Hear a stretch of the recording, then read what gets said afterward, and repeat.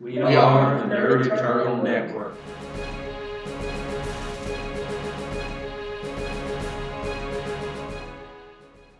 Hello, and welcome to Icons of Water World here on the Nerd Turtle Network. I'm your GM, Jason, and with me is Curtis, playing Saint Moon. Hola. Mike, playing Everlass. Hi. Zach, playing Starbound. How you doing? And Taylor, playing J303. Howdy, howdy. Alright, last week we wrapped up in Rhodes Ferry. So this week we are jumping over to Shreveport, Louisiana. Home of I guess you could call them kind of a non-team that we affectionately call the Misfits. I don't think they call themselves that, though.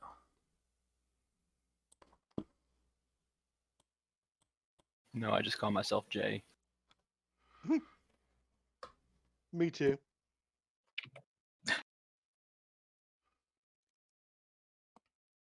Yes, it's one of the only times The I know only of a superhero team having two people with the same name. Yeah, the only double name we had when we put them on the same team.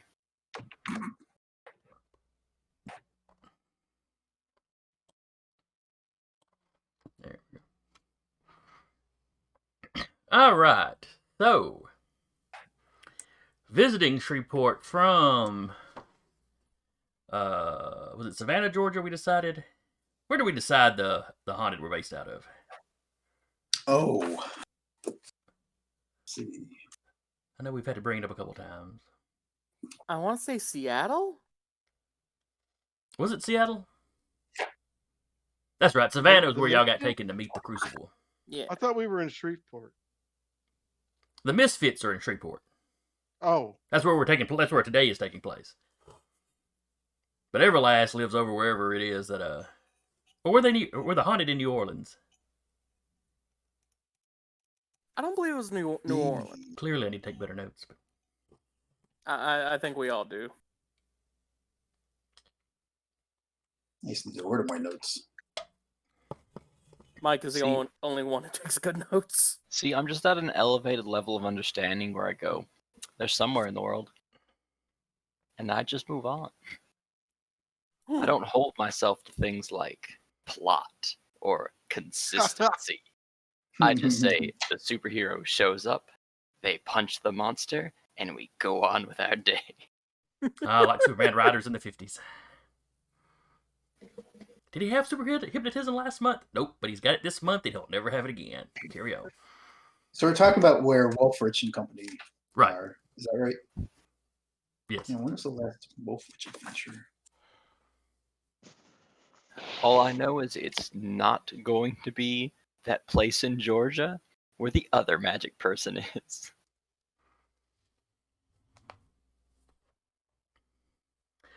Well, anyway. She is currently visiting in Shreveport, having been sent by Wolf Witch to fetch some book or doodad that or find some information on some book or doodad that last she knew of, Saint Moon's grandmother had in her possession. So she wants to see if Saint Moon has any idea where it might be now, or if he might have it.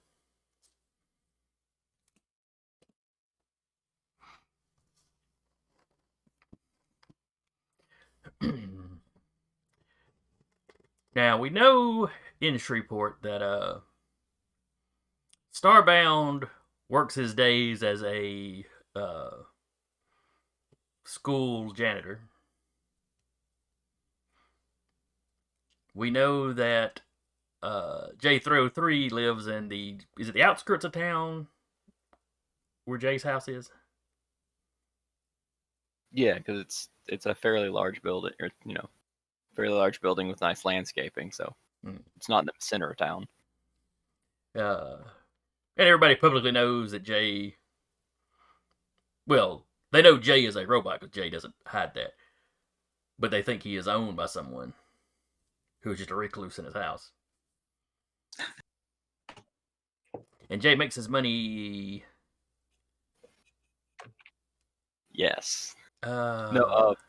The joke is that J33 runs 1,000 or so different automated calling units, basically automated phones, Oh, okay. He's a and call just center. just operates basically as a telemarketing call center. So really, he's evil. Well, I mean, no one picks it up. No one picks them up anymore, so it's kind of like, eh. And then Saint Moon has just kind of been hanging out in Shreveport for the last little while. Right. He actually lives in New Orleans. That's where I had New Orleans in my head from.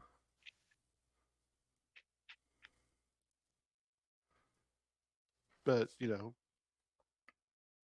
while Landshark is on a team quest, he's been hanging out in Shreveport. Clearly, he should make the Misfits an official team and invite Landshark. Clearly, he needs to be the principal for our new secret school.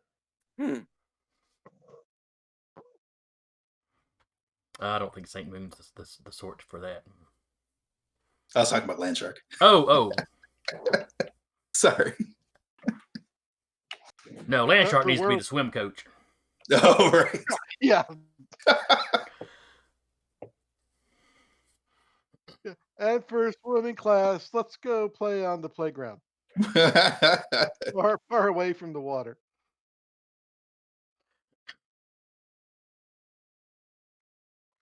All right. But for money, Jay is he's a semi-accomplished artist, and he's also a one of a socialite / Lush's personal drivers. So he is a known musician. He's not touring with the Rolling Stones or anything. No, But he's making a living. does. His friends are in. He makes more of his money with his paintings. He is a musician also, but he has friends that are in a punk mariachi band. But you can just imagine how big that is. So, and he just plays with them sometimes. Okay. They're just his friends. So the musician side is very niche. Yeah. Not that he can't do other stuff musically, but that's who he plays with. Mm-hmm. So he's probably got him a little studio apartment or something where he's been doing his painting here in Shreveport. Yeah. I'm sure he does.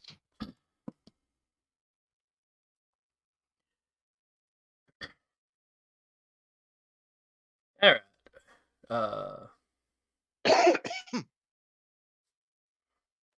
Like I said, Everlass has come by. Had an easy time tracking down J303, and through Jay was able to get in touch with Saint Bruja or Saint Moonell Brujo, however you say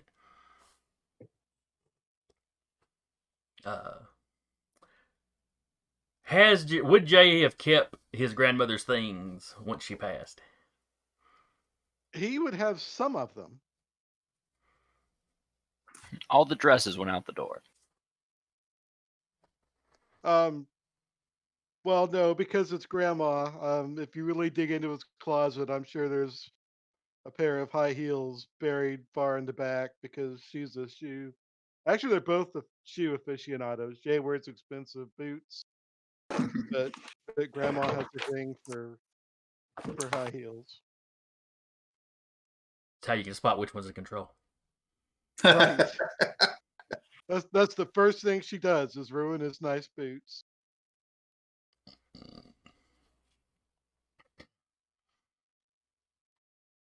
All right. So anyway,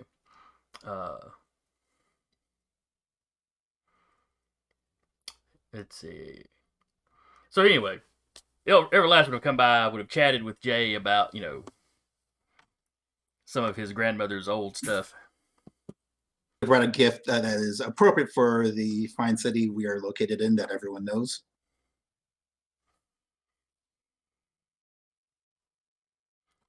Miscellaneous local gift from Miscellaneous City. A souvenir from our local sports team.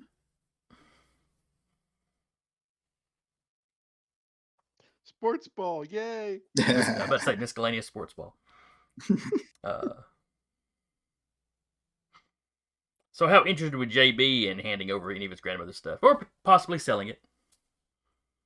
I think he would be very reluctant to let it go, just because he would assume that anything of hers that had any magical connotation to it might be somewhat tainted and best kept safe from the rest of the world. All right, Mike. How would Everlass try to talk him out of this if that's his reasoning on not wanting to give something up? So my goal is to research or to actually acquire said text. Basically, you were told, if he's got it, see if he'll sell it. If he doesn't have it anymore, see if he knows, who he sold it to, or who might have inherited it, or just information on how to find it. Okay. So I think he would. I think she would. Everlast would respond by going down, the list of all the wards and other security features that Wolfwitch has set up in her establishment, and hope that he hasn't heard or remember about the time the amulet of Mott got stolen from the place. I can only assume that Wolfwitch would have at least touched up security a bit after that incident. Oh yeah. Oh yeah. Well, the amulet didn't get stolen. Like, oh, they activated on its own. That's right. It was during that. It was during the invasion, and Seth went down there to basically hide in the safe room. And yeah, the amulet, the building wound up getting shook, and the amulet fell off on him. Nope. It's a little bit better proofed against earthquakes. There's like glass cases, everything's in there, so they can't fall out. Well, I'm willing to discuss this with Wolfwitch, but her shop, she's basically selling Harry Potter wands in the front. That's just the cash cow that supports our real work of preservation. But yeah, I'll have to talk with her and find out, why she wants it. Well, she's on a case right now, but perhaps we could schedule a date. And maybe the two of you could hash it out. Now she's deep in a research project. That's why I thought I'd come over and try to put forth the first word on that.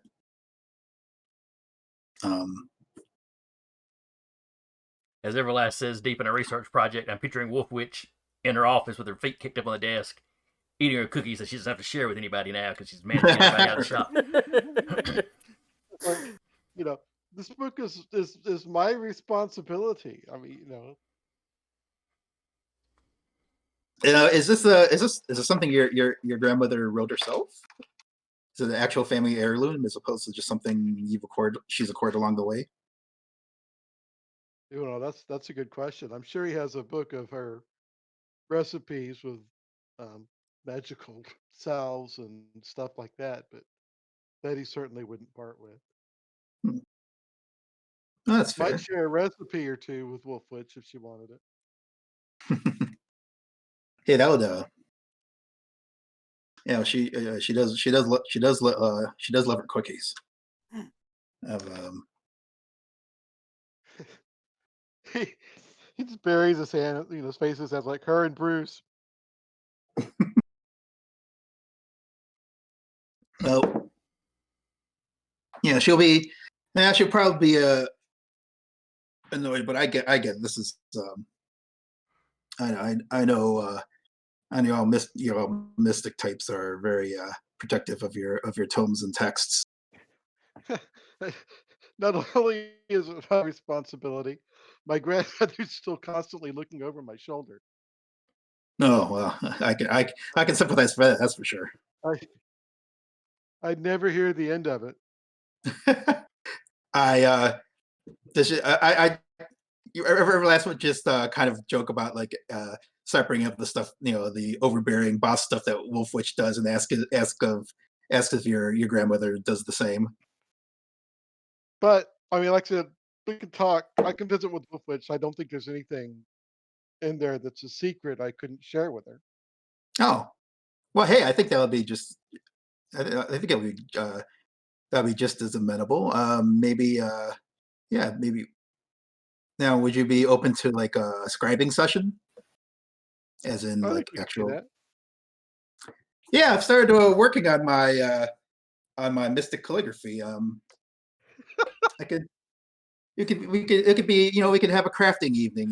Just light up a nice, start up a nice fire in the fireplace. Maybe Seth can knit something together while I'm transcribing some ancient spells. We should make we Throw should in we some, should make a date. We should make a throw in sleepover some on tequila. it. Yeah, throw in some tequila and it's a date. I'll schedule that. Ah man. Uh, All right. Meanwhile, Starbound. Yes, sir. You've been pushing your broom, or whatever it is you do. Clean up kids' puke. It's a wonderful work.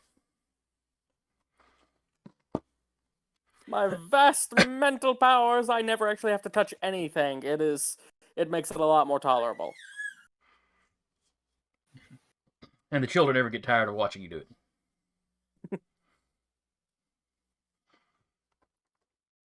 But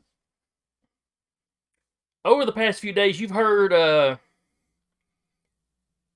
several different groups of students talking about this classmate of theirs being missing, or they've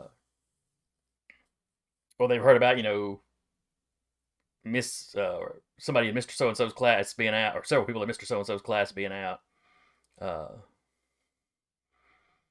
Enough that it's kind of perked your interest.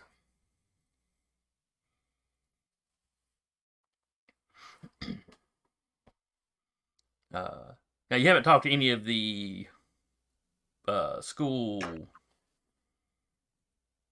staff. I'm like on my words here.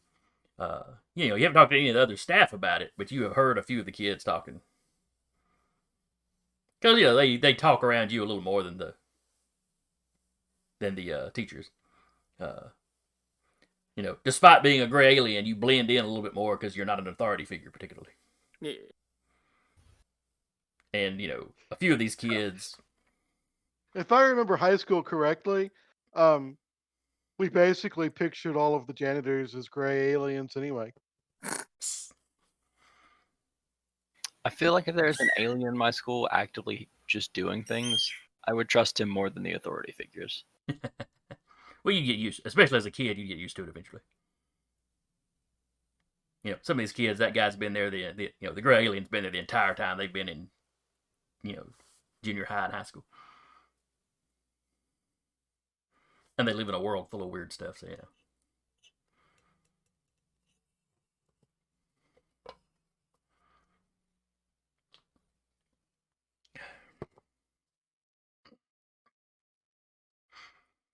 But I suppose. Oh, go ahead.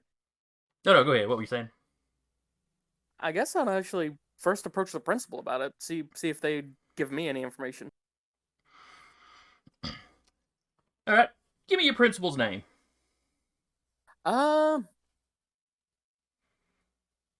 Principal Boudreaux.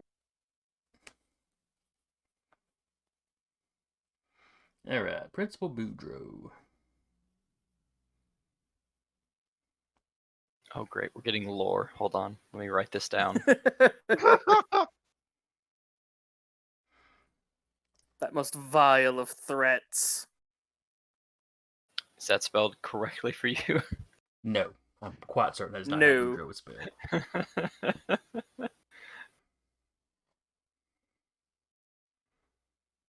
That's probably closer. Please. We'll check out. I wanted it to be. Yes. I want it to be horribly anglicized. Except it's like a OA. Or actually, it's O, no E, no A.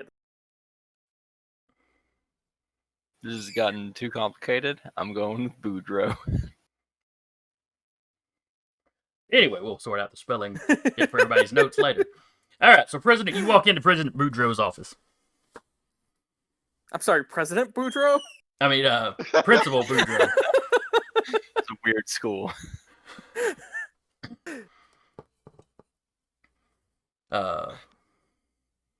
Now, are you just known as Starbound to everybody, or do you go by...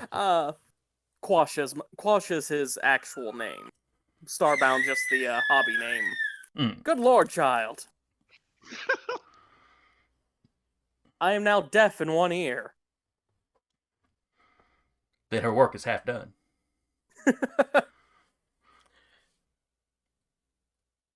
So you walk in to Mr. Boudreaux's office. Oh, Quash, what can I do for you? Excuse me, I had a piece of candy in my mouth. Principal Boudreaux, I've grown a little concerned over the past several days. Students have been mentioning some of their alumni have gone missing. As in, they haven't been showing up to class. They haven't been seeing them after school or on the internets that your primitive communication web that your species uses. You wouldn't happen to know anything about that, would you? He's like, hang on a second. He starts typing on the computer. There has been an uptick in absences lately. Over the last couple of days, they've essentially doubled. I assumed it was probably just, the crud going around. Possibly, but I'm not sure about how much of a violation of the students' privacy this would be, but given my own after-school proclivities, would you perhaps share a list of the students who have been missing with me? So that if there is something going wrong, I may be able to assist the local constabulary.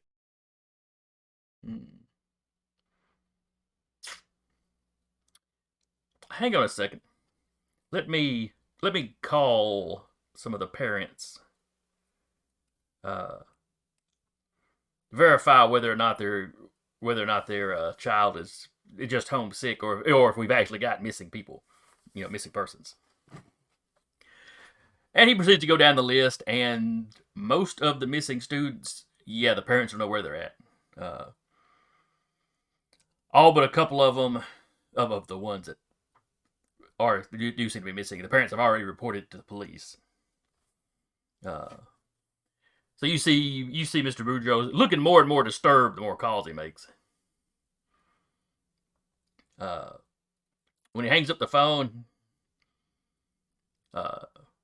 he'd been making a list on the computer while he was talking to people. He prints that list out and hands it to you. It's got student names, their home addresses. He tells you, I could probably get in some trouble for giving this to you, but I know what everybody in town knows you do. You do the superhero thing after work. So I appreciate that you're willing to take this risk on behalf of your student. Well, I'm awfully concerned about it, and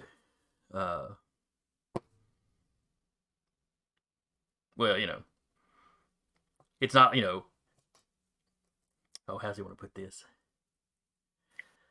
If you were one of the other janitorial staff coming and asking for a list of children, I might think it was something creepy, but I mean, I doubt you're even wired up the same way we are, so I really ain't got to worry about it. My species reproduces via sportation. Within 20 years, your world will be overrun by my offspring. That is good job security. Boudreaux's known you for a while, so he does not take your rant seriously. And he may come to rue that day. I don't know.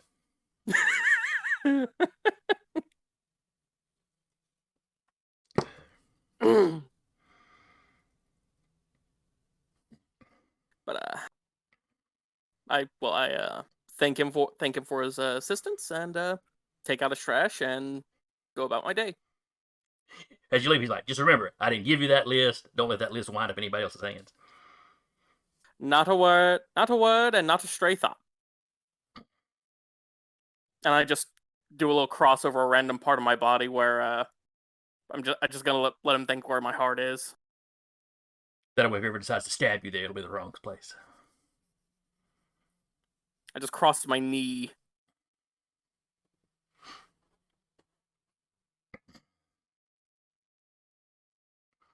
All right, J303. Howdy. Now, Jay is not super interested in crime fighting per se, is he? No, but I am indeed interested in people with powers. So if people with powers are doing things around the town, I'm going to keep my eyes on it. My mini eyes. There aren't any particular reports of people with powers doing anything, any more than usual. Starbound makes it in the news every now and then.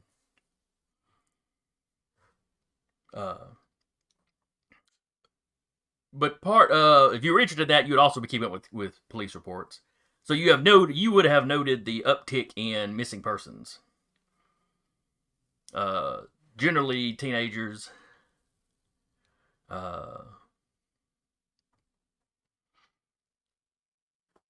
Kind of in if y'all are looking on the map, kind of up in North Shreveport. All I'm seeing is the rulebook. Oh, I switched over, but I did not switch y'all over. My bad. Unforgivable. Well, I used to have two different ones going where I could see what y'all were seeing. But now Yeah, you're fine. So anyway, up here in kind of northern Shreveport, which is the same general area that your school is in. If anybody listening or watching is from Shreveport, yeah, I don't know the details of your city. I'm sorry. I just have a picture of the map. So. And read up on the fact that Shreveport's got a really high crime rate, apparently. It is a cesspool. Well, right now it's That's covered Zach in snow. saying that, not Starbound.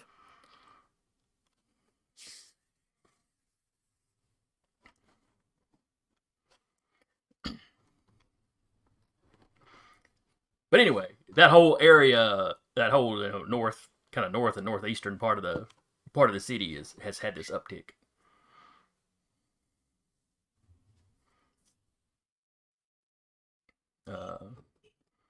It's all happened within the last week.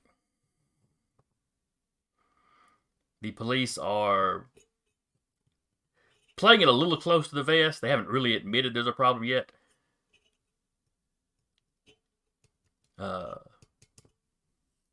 But people have noticed that there's an uptick in patrols in that area.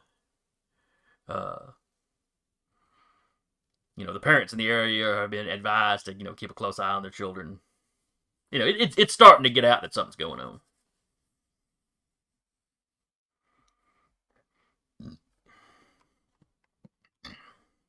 Would Jay take any particular interest in that?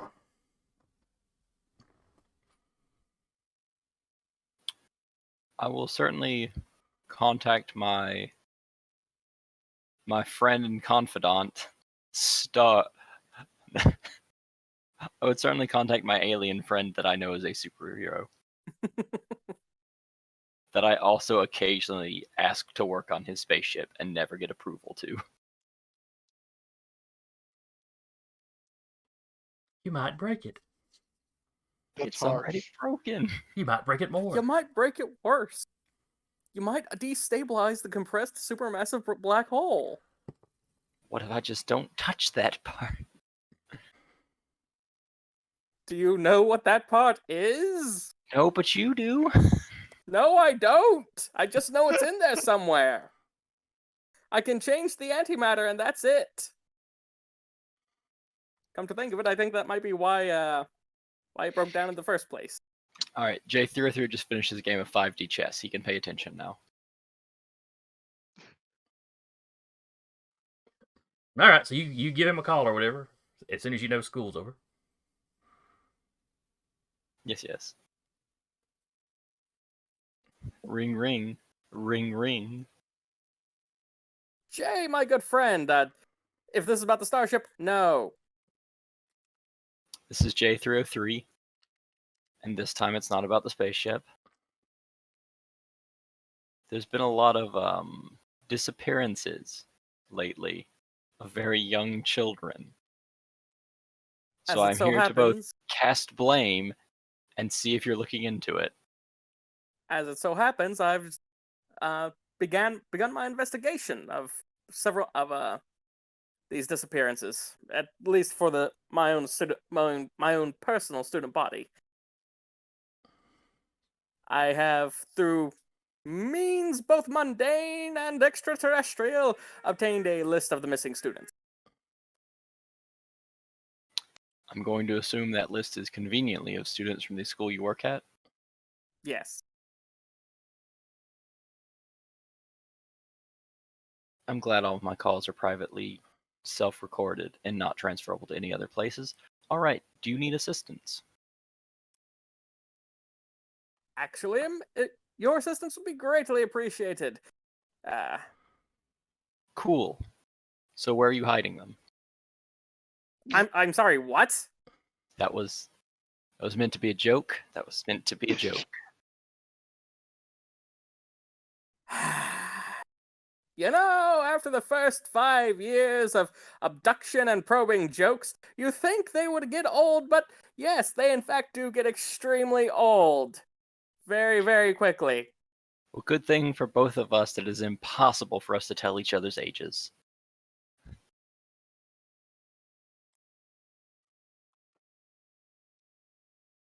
Listen, let me just text you a picture of the list. You can cross-reference them. I'm gonna go talk to the police about it. And then I'm gonna be talking to a lot of parents. Well, I'll cross-reference the sheet and then meet up with you shortly. That sounds delightful. Cool. J303 will be on his way. All right. A quick check of the list. Sure enough, every name on the list is a name that's been reported missing.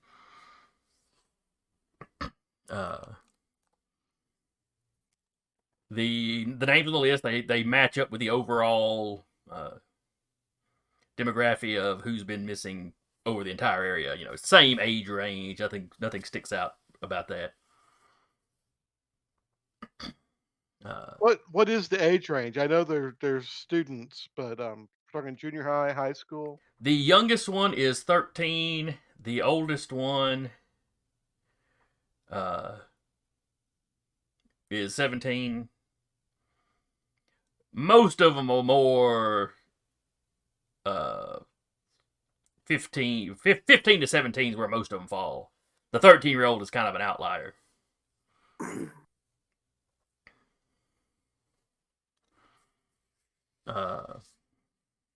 And that's just the ones at at a Starbound school. As you don't have a comprehensive list of everywhere else. Yeah, I mean that's another good question. Is it just his school, or is it schools around town? So far, it seems to be mostly that north and northeastern part.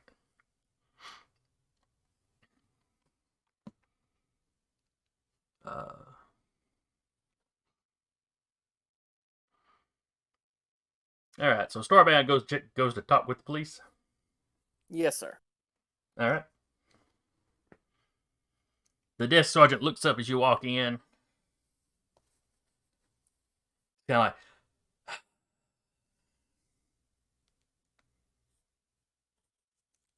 of Oh, Sergeant Thurkill, is it really so necessary to be depressed whenever you see me? It's not that I don't like seeing you. It's just if you come by, stuff's about to get complicated. There's about to be a lot of paperwork. Bureaucracy is an eternal pain across the cosmos, yes. So what can I do for you today? I just flash him a. Actually, no, I'm not going to show him that. I'm actually investigating the missing teenager. I was hoping that that the police department would be able to assist me in that matter, or that I may be able to, or let me rephrase that I may be able to assist the police department in that matter.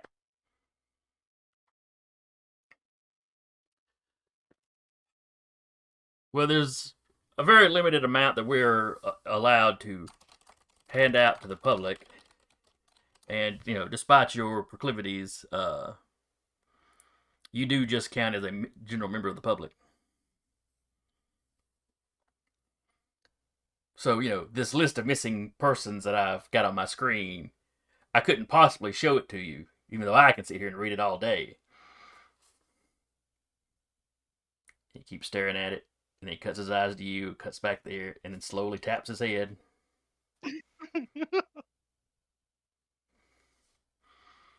Okay, but you better be thinking about what I need you to be thinking about. Don't want a repeat of last Halloween.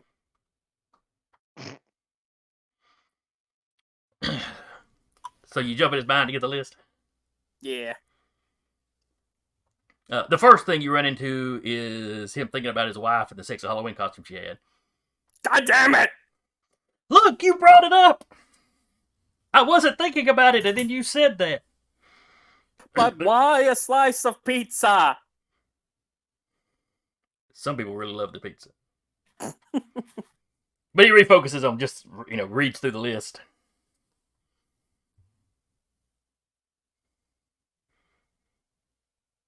Oh, mariachi punk. Is there anything unusual about it compared to But the they are a list I real already thing, have? yes.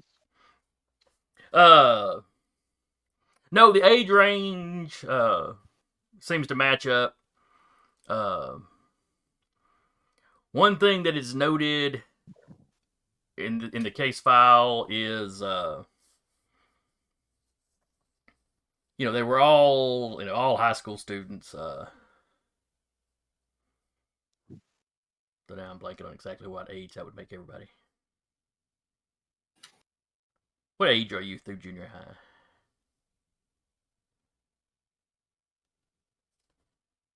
Junior high. Pretty sure it starts to like. I think 13. Yeah. Okay. Yeah, because I was in 7th grade in 85, and I would have been 13 in 85. Okay. So everybody missing seems to be high school students. Even the 13-year-old was somebody that had skipped a grade or two. And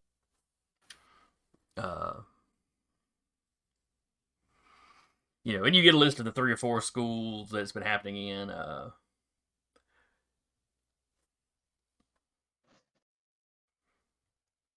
Not that there's necessarily any connection to it being, schools particularly.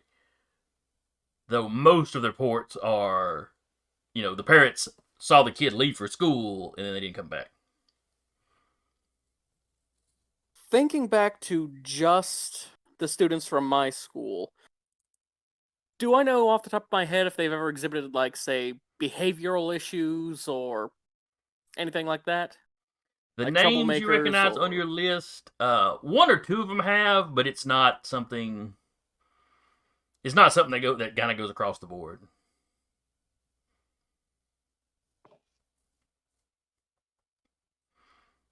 Now there are some reports of kids that went missing during the weekend. They were supposed to be off with friends or off to do this or that.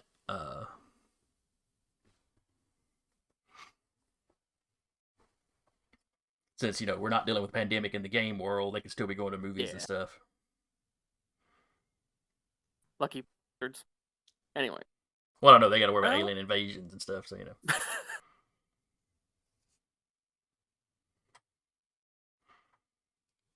Well, I suppose I'll make a physical copy of the expanded roster of missing people. It's like borrow a piece of scrap paper and a pen from the desk sergeant and bid him adieu. Good luck out there. And Same keep to you, us, my friend. And keep us informed. Gladly. So by the time you get out of there, J303 is showing up.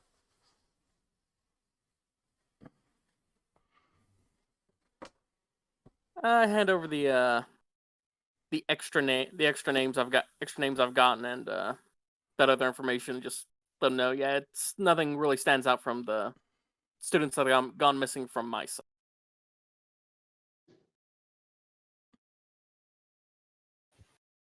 Noted. J3's just looking over the list. So do you have any plans on where to begin, my assumed friend? Assumed friend. That hurts. That hurts. Well, Well, I was assumed gonna. friends. Well, after this, I was just going to get in touch with the parents, see if they might know anything, or might be willing to talk to a local celebrity a bit more than they were the constabulary. Will my appearance be functional for that? Do I need to like stay in the car? You may come in if you want. I mean, if they will let you in, but people trust you. All right, hold on. J33 rips off 2 shirts to say "Robot Investigating" and folds up the shirts and put them away. All right, I'm ready. I forgot about the whole him wearing layered t-shirts with different messages on. It's how people know what I'm doing. Have you seen How his they know face? I can't I'm emote.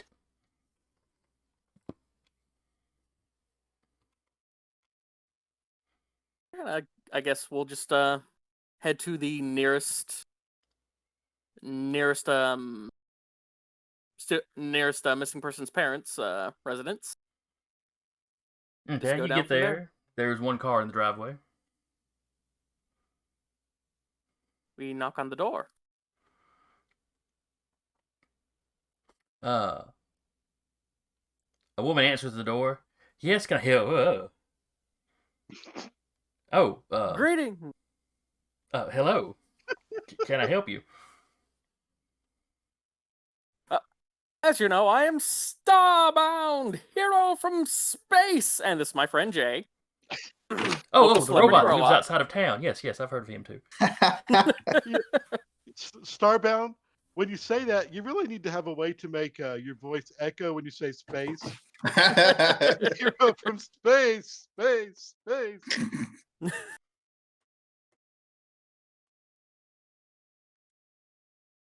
just picturing with a microphone, holding a microphone that plugs into his suit when he says it. He carries a Mr. Microphone with him. We'll be back to pick up you later.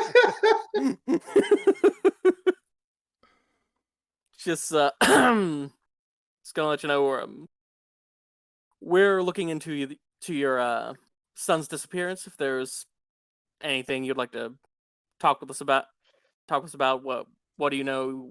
What your child was doing that day? Do you know who they were hanging out with? What's your child's after school schedule like? That sort of stuff. Well, Any usually, special interests they might have? well, he left for school that morning, and of course, I had called and talked to talked to one of his teachers, and he was there. The police had double checked too, I believe. So he made it to school. He usually walks there with several other kids in the neighborhood.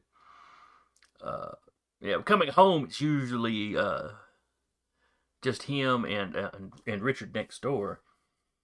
So some of the other kids have, either cheerleading or football after school, or something else, some other club or something that keeps them a little bit longer. According to Richard, they left like normal. Richard had forgotten something, had to run back for it. And Greg was just going to, come on home. And then he didn't show up. Richard got home fine. See. Do you know where Richard said they were whenever they parted ways? Oh yes, there's a Vulcan service station. He said they were. It's very close to the school. He said he got there when he realized that he'd left some book he needed for his homework and turned around and headed back.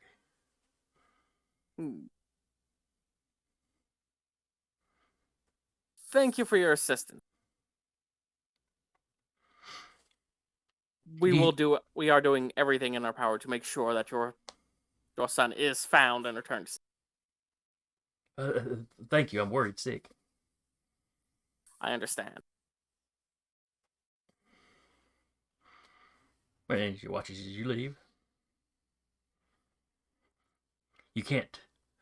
On her face, it's clear that she's not sure if she's relieved that superheroes are investigating or if that's just more worrying. Yeah. Good point. Well, Jay, do you think we should talk with this Richard child? Oh, I was thinking more going to the gas station and just looking at what the cameras saw. That also makes sense.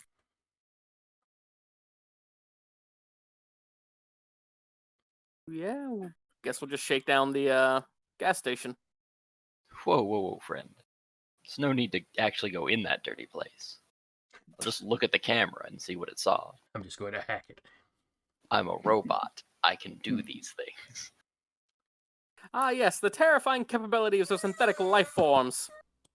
Oh. And to me, Paul you're was trying to- synthetic. Metal is only the true living thing. Wow, that's not apocalyptic or anything. Not for you. You're synthetic. You're not real. That hurts. Also, you don't know that I'm not organic. And you know I'm not organic? Oh, wait, yes, you do. I clearly dictate that I'm a robot. Sorry, I was trying to do some banter. Forgot that I'm a robot for a minute. I have seen you gutted. There were sparks. And wires.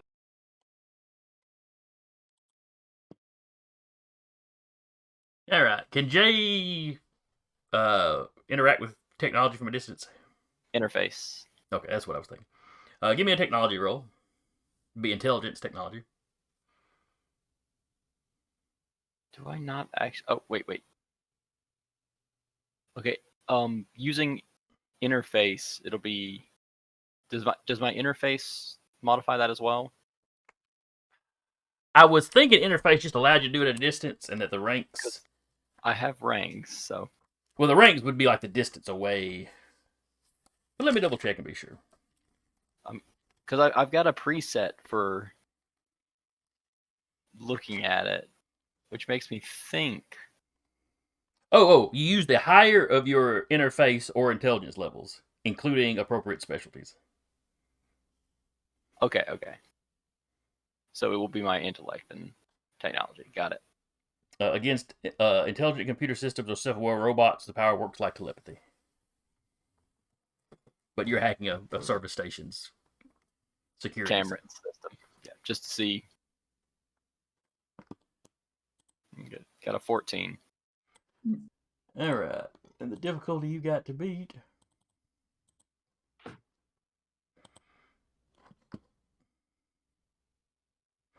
All right, so that is a massive success.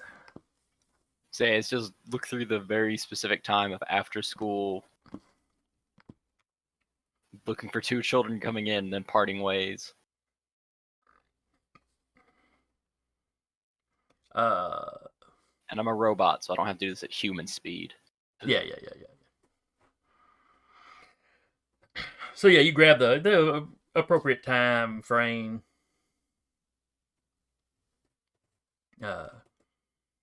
It speeds through. You see two kids cutting across the parking lot. One of them suddenly gives a jerk, starts checking his backpack. It looks a little upset, or annoyed or whatever. Says something to his traveling companion. Who kind of, just kind of waves at him as he turns around and takes back off. Anybody following the child? There is a vehicle, like a little sports utility, parked as they're parting ways. Just a little bit later, it cranks up and leaves the parking lot. Am I able to see the tag? Yes, you can get the tag off it. The Looking, tag number. if you look at it, if you kind of pull back or roll back to see when they got there, they got there around 2:30. Nobody got out of the car, went into the store. They just sort of parked there. From the angle of the cameras, you can't see what anybody's doing inside the vehicle.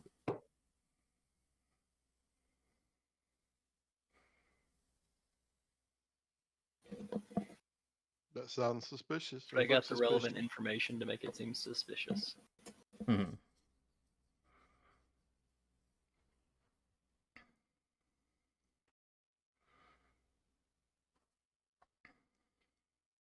Now, cutting back over to Everlass. So you've spent the day talking to Saint Moon, or Jay, as Shooting the breeze. is his name when he's off the clock. So y'all had worked out the, maybe I get Wolfwitch to come by and just copy stuff, kind of thing. Yeah, So you're headed back to get some lunch or an early dinner or back to your hotel room.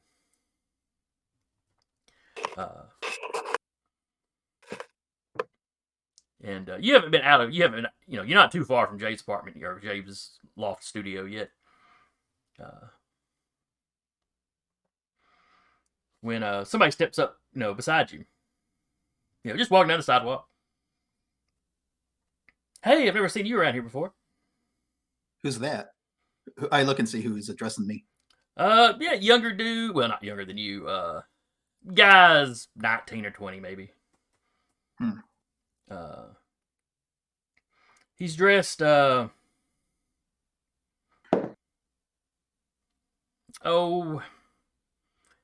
t-shirt, jeans, got a jacket and a ball cap. Wearing gloves, but it is winter, so that's not too unusual. Got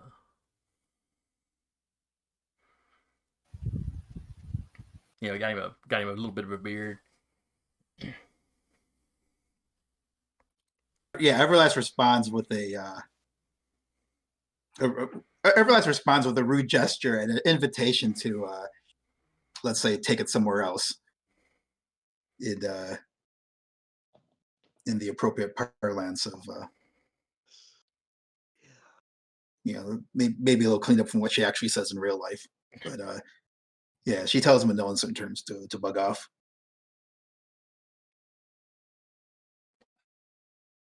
Well, come on, honey. I was just introducing myself.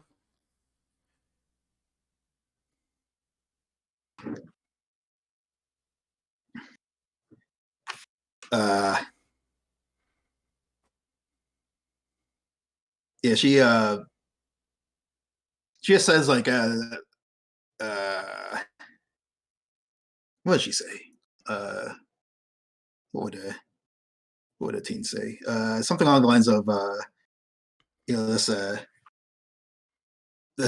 something along the lines of, basically, this isn't Twitter, and and the DMs are closed, but says it in a way that's not like so awkwardly like old person trying to talk young. At least you're. But she's she's definitely not up for this kind of what she's assuming is just like regular street harassment. Hey. I'm sorry, I didn't mean nothing by it.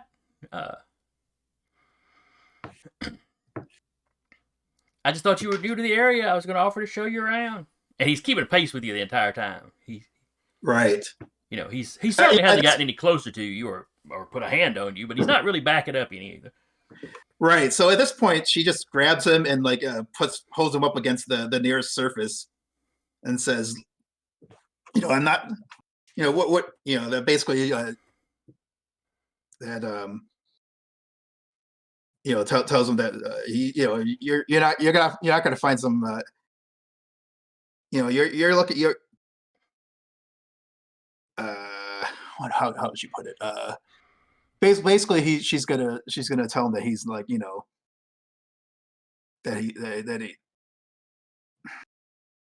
that she's not some like fresh meat with free to pimp around, and and that you're probably calls him like a fucking asshole or something, and properly censored for PG-13 rating. I mean, we can get away with one F-bomb as long as it's not referenced to like the actual act. If it's just like a fuck you sort of thing, I think you can get away with one if I remember correctly. But now you've dropped two, so now we're in trouble. Yep. Oh yeah. All right. It's So over. does she basically slam him up against a wall, or does she hoist him up into the air while she's doing this? That works too. If I don't, that'll be fine too if there aren't any surfaces. I mean, I'm not in Oh, costume. wait, I mean, y'all walking down the sidewalks. There's there's storefronts. There's a building right there. So either way you want to do it.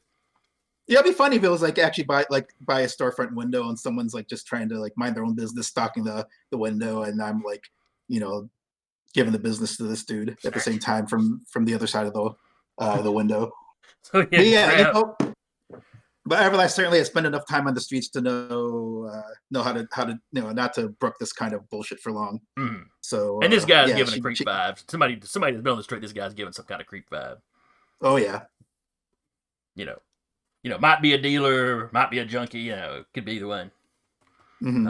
But I'm just assuming he's like a fucking trafficker or something. So it's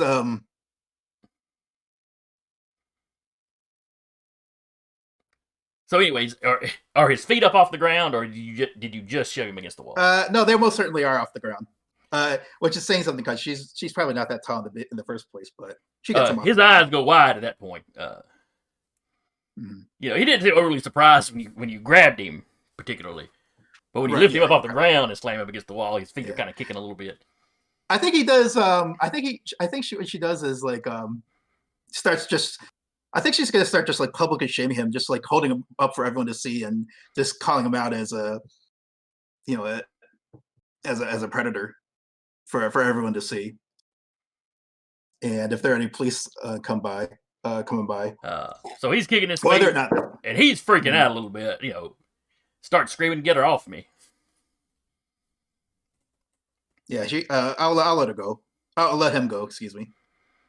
Give me an awareness roll. Ooh, okay.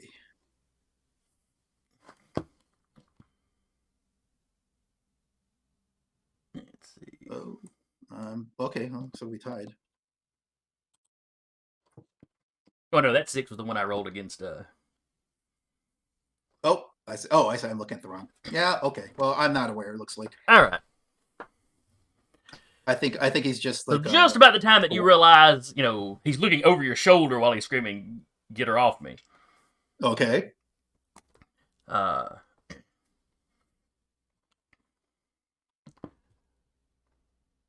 somebody walks up behind you and is trying to taser you. Oh, dude. Okay. Ooh. Let's see. Where's the thug stats? There we go. So you are effectively at a -2 since you didn't see it coming. Sure. Okay. Is that a prowess or a? This is prowess because it's hand-to-hand combat. Okay. Now, since this is a surprise attack, would I be correct in assuming my martial arts will not help me? You can still factor it in. You just have to put a minus. You just have to subtract 2 from whatever your usual roll. Oh, that's right. All right. So I'll just enter this in manually. No, does a dash come before the roll or after the roll? It's before the roll, right? Roll 1d6 plus. I don't know. I never use that. I never type in the commands on Roll20, so I'm not sure. Okay, plus 2 for martial arts. Oh, -2 for being surprised. And I still generated a 10. All right, so that beats the 7. So you do. So you hear the taser start up, which gives you just enough time to kind of spin around and kind of slap the other guy's hand out of his way. Okay. This one's dressed pretty much like his buddy. Ball cap pulled down. He's actually got kind of a bandana mask kind of pulled up. His eyes go wide at how fast you spin around and kind of slap his hand to the side. Sure. So at first opportunity, I just like to hit him with the person in hand. Okay. Slam him into each Give other. me a prowess roll.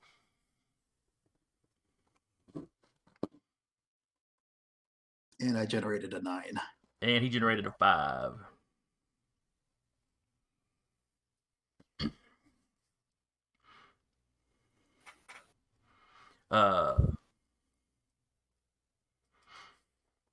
Oh, 5. Okay.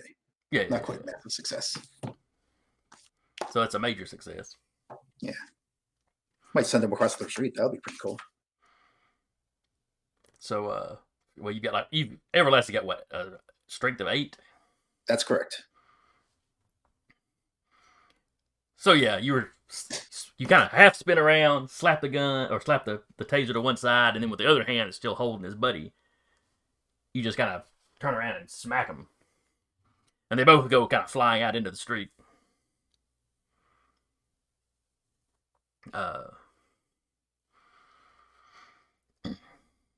They hit the ground pretty hard. They just sort of lay there. There's nobody on the side of the street you're on right now. Mm-hmm. On the other side, some people have stopped when they saw the initial confrontation start. Usually one of them's got the phone out and it's gives you the appearance probably calling 911. Where the woman with him has got her, she's holding her cell phone up like she's turned on her camera. Okay. And they hit the ground and and then she calls out to you, "Are you okay?" And her camera, probably caught everybody, but she's kind of focusing on the guys. Yeah, I think she just goes, "I'm fine. It's cool." I don't know if I really, I didn't, I wasn't planning on. I probably should just take to at least carrying like a mask on hand, just because I should like assume by now that I could get attacked at any time in or out of costume. But it's fine. It's fine. No worry. She'll also try to like grab the 2 dudes and drag them back onto the sidewalk. Okay.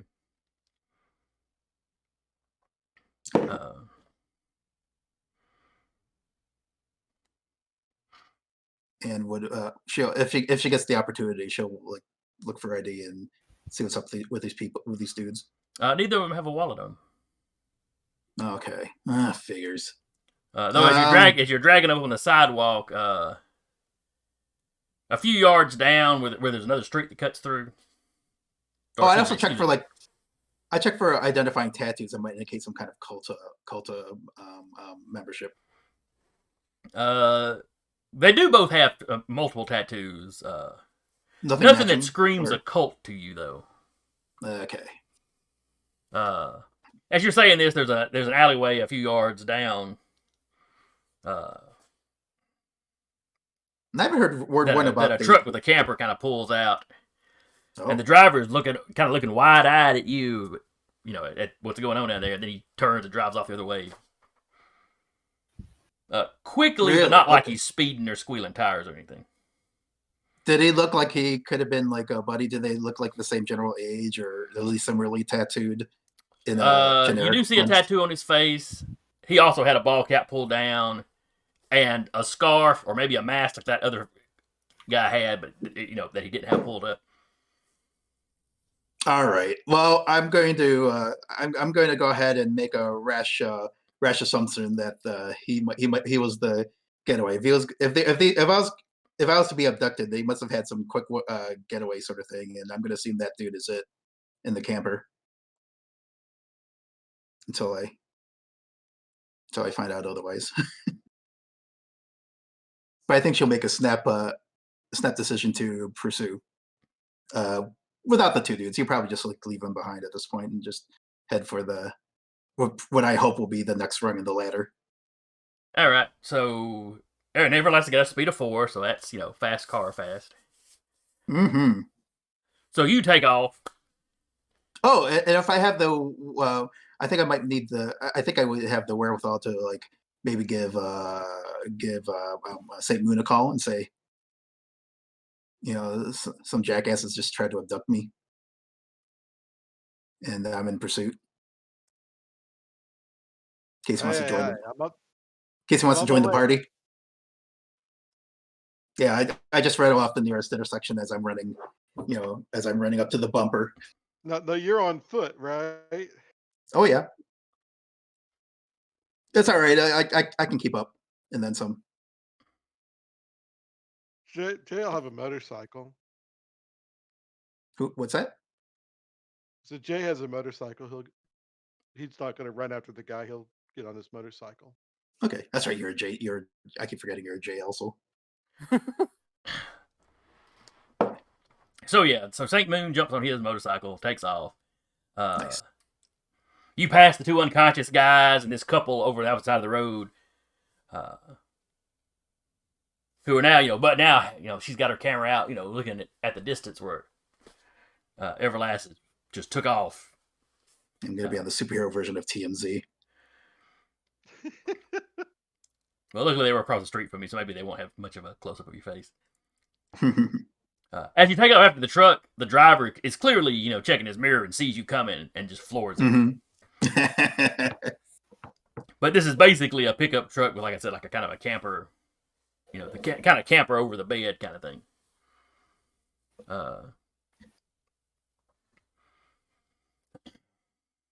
So you have no problems catching up with him because he is squealing tires at this point when he takes a turn. The back end swings around, but there's not a lot of straightaways where y'all are at. Yeah, I think my biggest concern right now is making sure this dude doesn't cause a traffic accident. There's been a couple. By the time you catch up with him, there's already been at least one near miss as he just flew through an intersection. Right. Maybe I just need to start ripping off tires. Well, you've caught up to the truck, so how do you want to handle it? Yeah, I don't. Yeah, I'm just going to just reach over and just pull off the I guess the left, or at least try to pull off the left rear tire. All right, give me a coordination. Oh wait, actually no, I should just not coordination. I wonder if I could even just pull off just outright lifting the thing and just holding it up instead of trying to stop it. I bet I could. Yeah, I think I would have the strength to be able to pull that off. So let's see. Actually, if anything, let's see. I might try to almost. How would the best way to do this maneuver is? I'm trying to think if there's any way for me to just actually somehow dive under and then just lift the thing above me. I might be able to pull that off with my super speed. I feel like I might be able to pull that off. Well, you are faster than this truck is. Yeah. Even on a straightaway, you're going to catch up with this truck without any trouble. Yeah, I'm just thinking of just in a matter of a pure logistics. Can I crouch down, get underneath, and then lift it up, all while the thing's moving at however many miles per hour it's moving? Can I pull all that off and still do a full lift above? If I can, that's what I'd like to do. Yeah, go for it. Give me or if I just need to grab or if I just need to simply grab the thing without trying to get under for leverage and just try to lift it up just from the side. Well, you've got an 8 strength, so weight-wise, this truck ain't nothing to you. Okay. So yeah, you could just run up, reach down, grab one side, and just sort of yoink it up, and kind of catch. Leverage or no leverage. So leverage or no leverage. That Be a problem. With this amount of weight compared to what you can pick up, you don't even really need the leverage per se. That is what I would like to do. All right, give me a prowess roll versus. Let's see. Would this be a wrestling thing? Does this count as putting it in a grapple hold? We'll let it count. All right. And I generated a 7. Versus. I rolled a 1 on that. Car's handling is 6. But he used the lower of its handling or his coordination.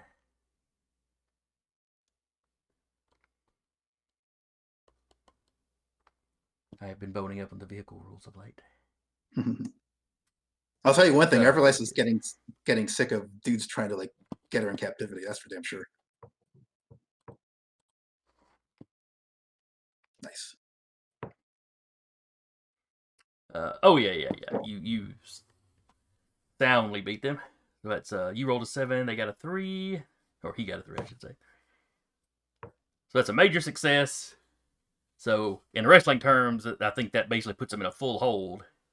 Okay. Which the way that worked with you with a car is, sure enough, you get it snatched up over your head.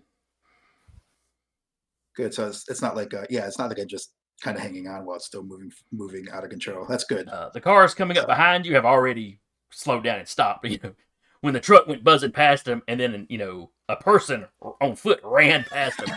They're like, let's just slow down and see what's happening here. Yeah, I'll like come to as quick a stop as possible without the thing shredding apart. Yeah. And I think once I've got full control, I think this is when I just pluck the wheels off and then put it back down. If that's something I could pull off, no pun intended.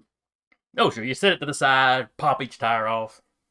Yeah, and then I set it down and then walk to the driver's seat. Hopefully, before he gets a chance to jump out and run or pull a gun or whatever.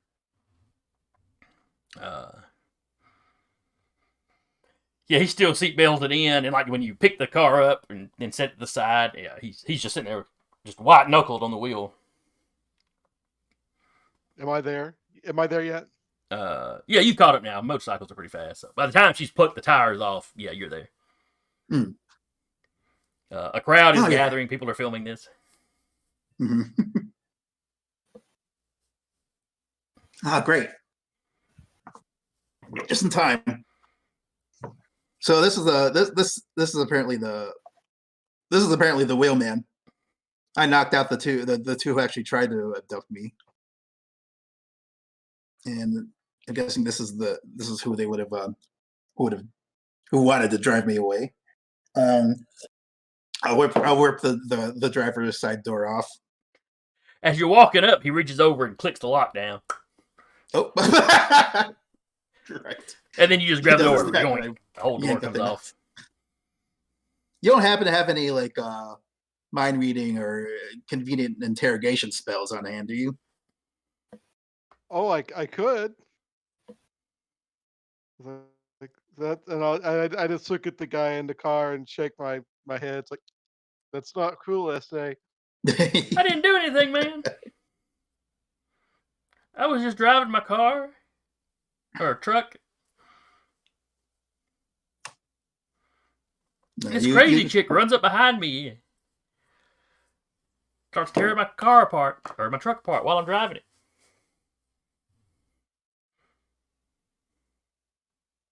Right. I saw the way you looked at your buddies. You're not fooling me into thinking that you're just a passerby. What are you talking about?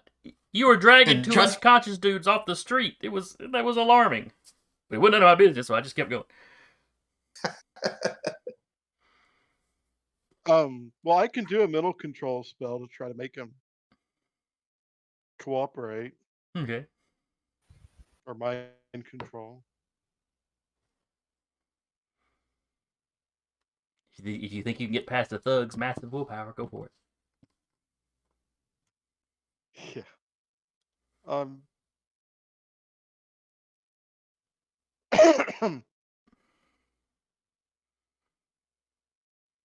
So to do that, what do I have to roll? That's going to be. You'd think I would remember. All right. So you were using magic. I know I picked my power level.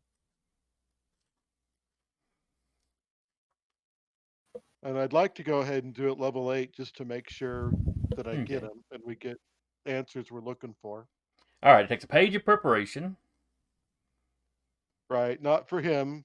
I mean, well, it'll be unstable if I don't. And we have a chance for grandma. Let's see. All right. The test difficulty is equal to the desired power level. Up to your magic power level. Choose the ability you use to make spellcasting checks when you acquire the power. Either your magic power level or an attribute. Perhaps enhanced by specialty, most often occult. And with Saint Moon, I can't remember if we were just using your magic power and occult, or we were using your intelligence and occult to make those rolls. Certainly, my magic power and occult would be better for Jay, but That's probably what we were doing then. So you roll a d6 plus your magic and occult. And if you want it at rank 8, I will roll with a +8 for the difficulty.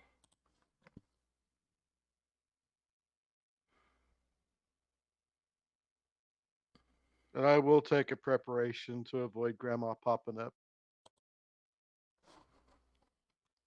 All right, you beat him by 1, and you were going with mind control. So a moderate success places the controlled quality on the target.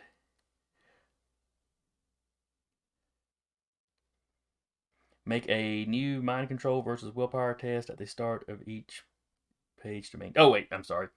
That roll just means that you successfully produced a spell. It's mind control, which is you roll mind control, or in your case, your magic, so that's what you're using, versus his willpower in a test.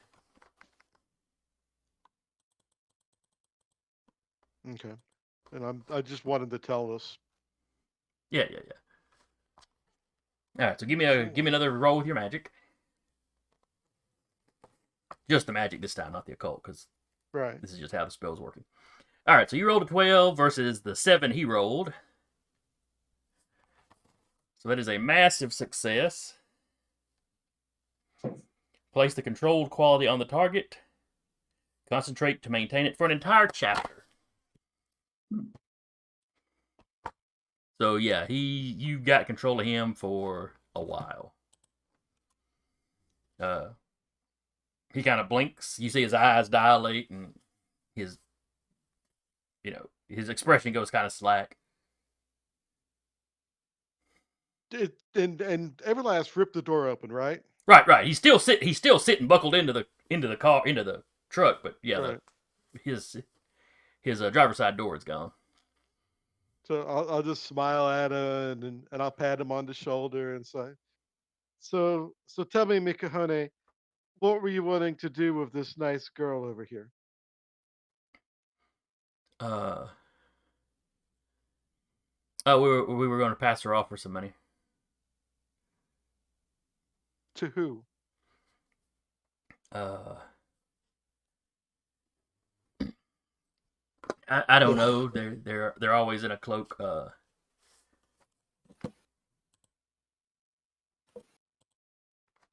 They call themselves. Let me find it. Rudan.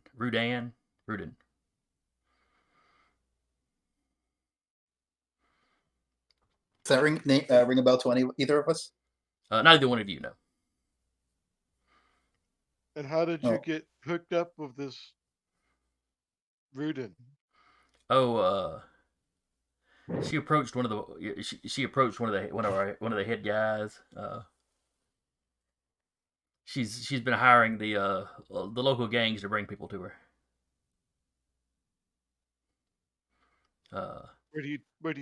How do you meet up with this Rudin?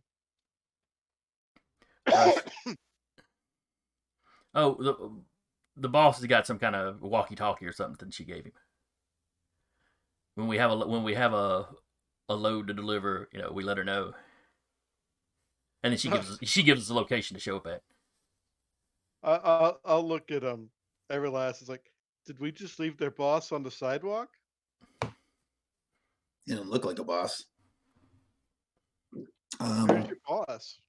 I can run back there, and if they're still around, I'll bring them back. Now that we've stopped the truck. Oh, he's probably at the bar. Oh wait. So wait, which boss is this now? Whoever he's been referring to as boss when he gets asked where he's at. Oh, he's at the bar. You mean the boss that is? Oh, so the boss of the gang, not Rudin. Yeah. We don't know where Rudan stays. Gotcha. This time of day, the boss is usually at the bar. This is sounding better. So tell me about this boss and this bar. Louis runs the gang. At least the branch here in Shreveport. The bar's owned by another member's uncle. It's kind of just where we hang out.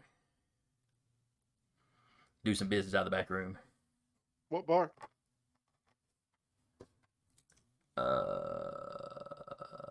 Give me a good bar name for a nice sleazy scummy bar. Roadkill.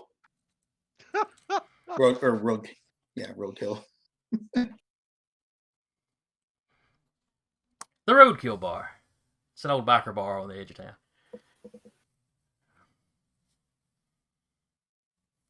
Everlass. It's like, I know you're too young for a bar, but I say we check it out. Yeah, let's do that. So, are they just looking for? Are they just looking for like girls, or are they just? Is this Ruden person just looking for girls, or what exactly are they? Who exactly are they trying to? Is she looking for? Nah, there's boys, girls. She doesn't care. The kids. Well, like high schoolers, yeah. Hmm. She didn't want little kids, but but she didn't really want adults either. Still suppose or care what she was planning on doing with them. No, it didn't matter to us. Of course not. Ugh. We All need right, to well- find Luis. Esto accidente. Huh? I'm thirsty. Oh. Yeah, I could use a drink too.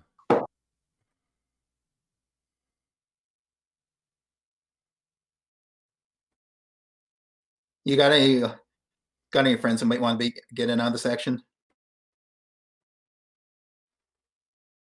Oh, you're talking to Jay? That's right. Yeah. It just so happens. And at that point, we will cut to it's with Everlass looking up going, you got any friends you want to get in on this action? We will cut to said friends. Bum bum bum. All right, other J and Starbound.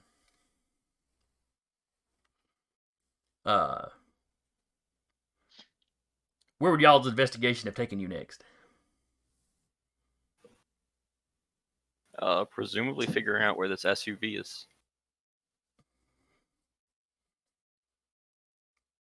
All right, It's a vehicle that's following children. How are you going Yeah. to track? How are you going to track the license plate?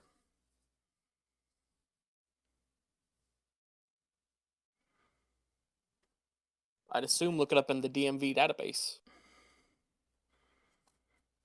I don't know if regular people can access that. Man, how unfortunate for regular people. It is. It is mighty unfortunate.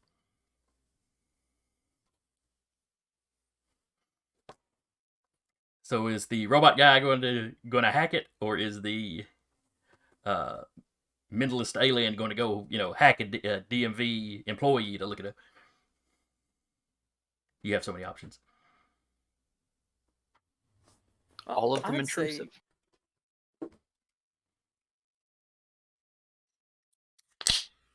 Well, Jay, do you want to give it a shot first, or you want Starbound to? I'll go ahead and do it first. Okay.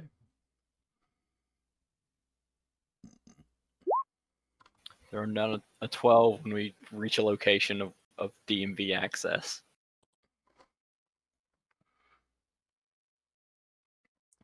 Okay.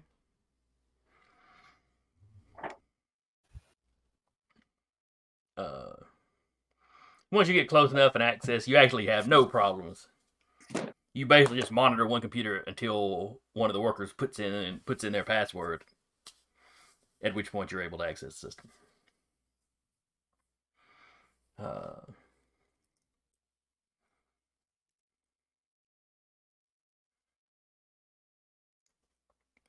The vehicle is registered to a Lewis Martin.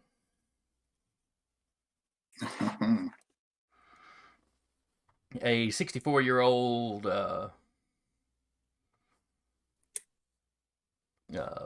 small businessman. He owns a bar. What's the name of the bar? The Roadkill Backer. You That's know. apparently a backer bar. Yeah, the DMV doesn't Sounds have all this. hideous. Have all that information, but you cross-reference stuff. Yeah.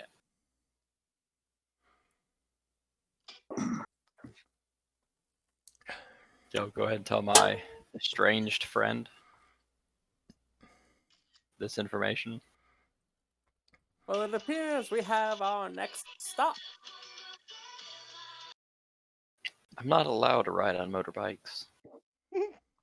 The Why whole not? weight differential thing, I kind of just crushed them. Ah, that makes sense. Materials found on this the construction materials found on this planet are decidedly more fragile than most I've encountered.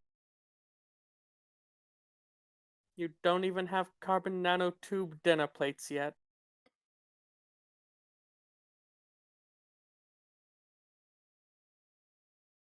Why did the dinner plates need to be tubes? It's more efficient that way. I found it more efficient to just not eat.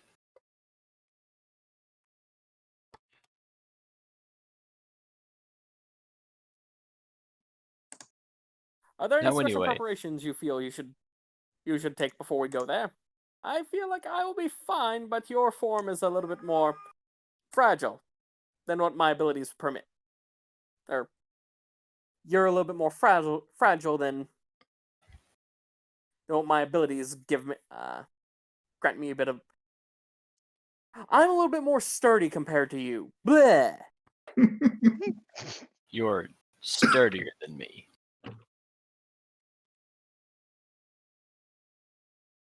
Well, like every time I've seen you go into combat, you've been picked apart pretty badly. So it makes you makes your casing look fragile. Let me go home and get my "Don't Make Me Go Terminator" on you shirt.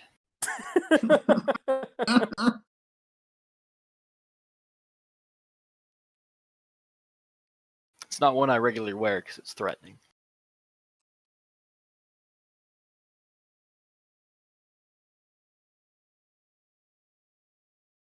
And to the bar we go. Okay. All right. So who is Jay gonna call? Saint Moon. You know what? Let's do it random. I say even, it'll be Starbound. Odd, it'll be J 3.0. 303. Yeah, I keep calling him 3.0. Sorry about that, Jay. It's okay. But it is Jay I called.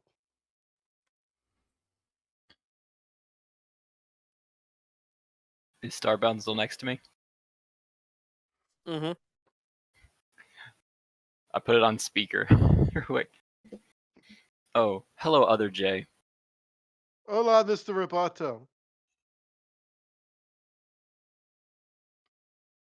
So, are I've kind of stumbled across something that you and Starbound might be interested in. Is it Really, pray another tell. being that isn't human but sentient?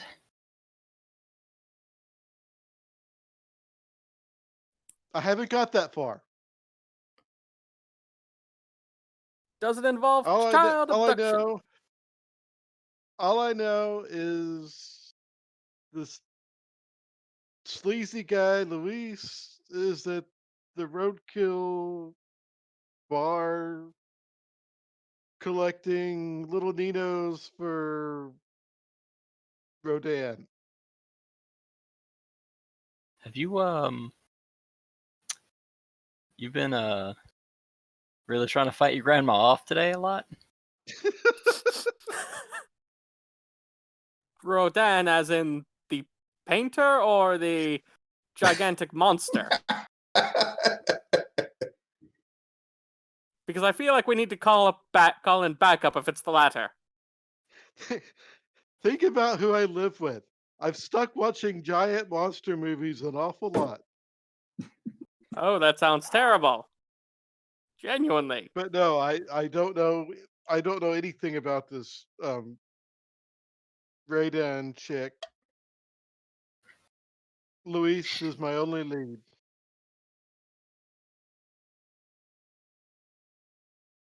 Well, conveniently, we're already headed to that bar, so yes, we'll join you. Great. And I've got a friend with me. Don't Who's you that? always? Hey guys. Oh, Ah, hey, Miss Elena. young superpowered girl.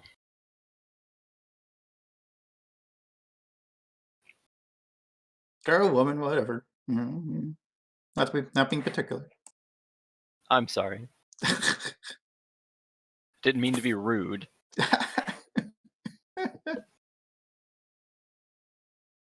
So what can we do for you, woman? Busting up a trafficking circle at some bar called the Roadkill.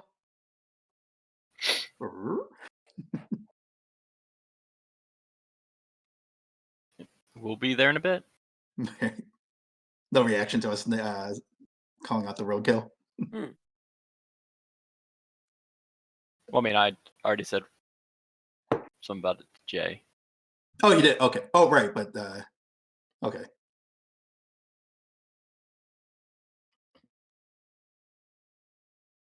All right, so y'all meet up a block or so from the roadkill. I assume any of you that have costumes are probably in costume at this point.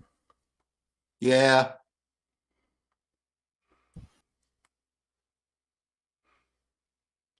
Even though Everlass has probably already made it on the internet today out of costume. Right. Did you bring I your think it's mind-controlled buddy with you? Oh, I would say we turn him over to the police. Okay. Would have been my thought. Yeah, I'm fine with that. So you turn him over to the police. He's confessing everything if the police take him away.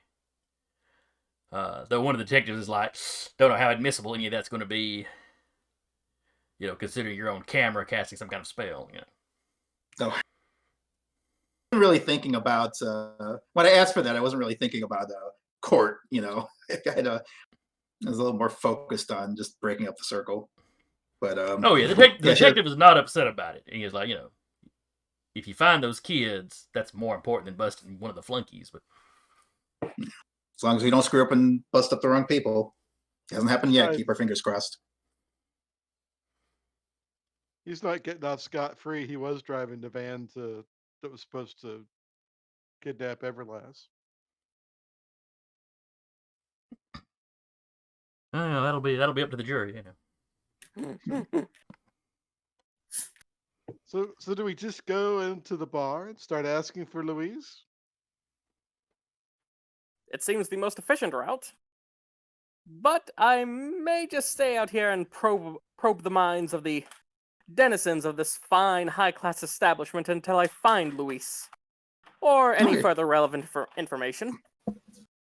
Sounds like a smart way to play it.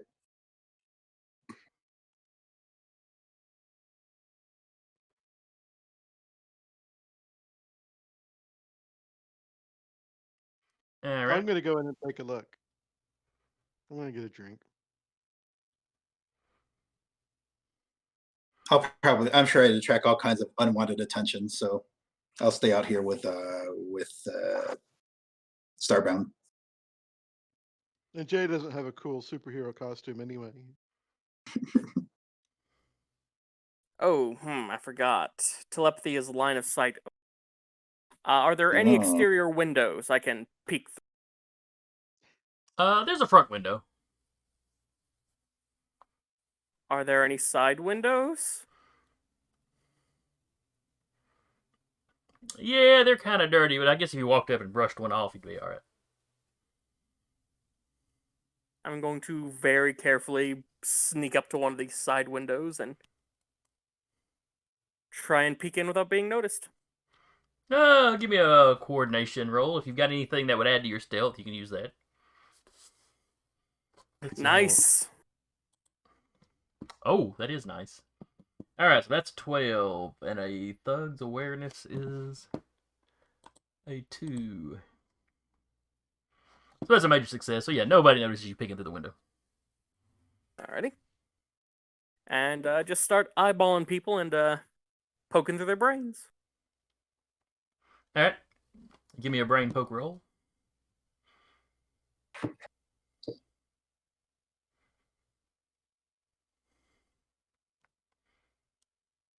That is an ad. That is a 3. I like those numbers. So there's not a whole lot of people in there. There's an older guy behind the bar, a couple of rough customers sitting around drinking. You know, as you're peeking through, Jay walks in. He gets a look because he's dressed a bit nicer than most of the folks around here.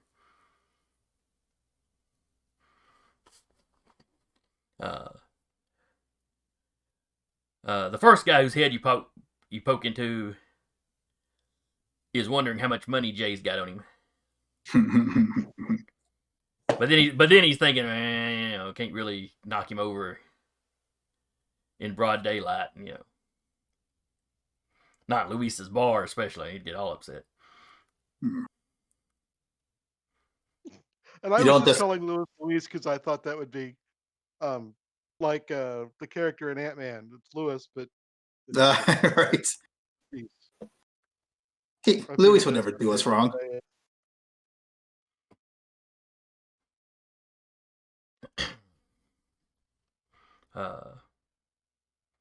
Now, with your telepathy, is that just surface thoughts, or can you go deeper than that?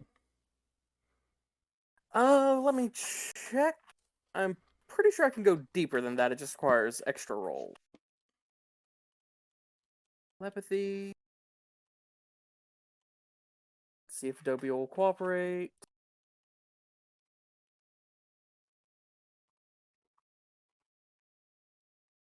Let's see.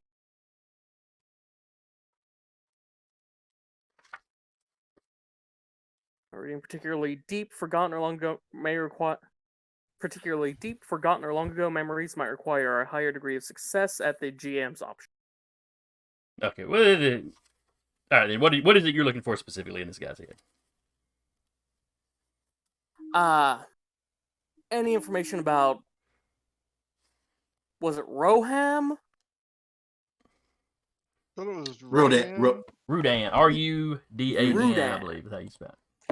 Yeah, any information about Rudan? Any sort of kidnapping operation, that sort of stuff. He is involved in the kidnapping operation, but the entire gang is. When he thinks about Rudan, he remembers one of the meetings he was at where they were dropping people off and Rudan was picking them up. And Rudan actually refers to themselves as Rudan A. Rudan A. He assumes A must be like the first letter of their last name or something.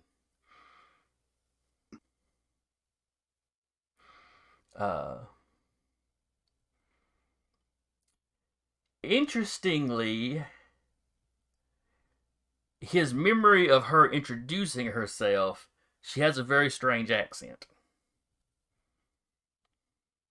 But it's an accent Starbound has heard before. Uh-oh. But not something he's heard here on Earth.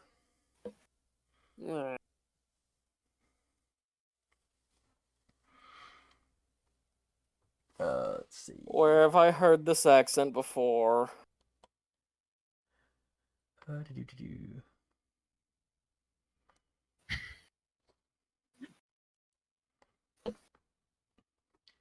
Okay, I gotta check and make sure, see if they're one species or if it's a multiple species thing.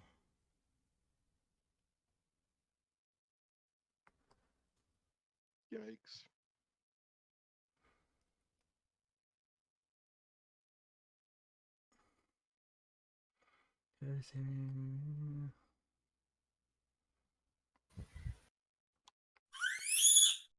Ooh, somebody's high pitched today. Yeah, she's mastered her sonic weaponry. Aha.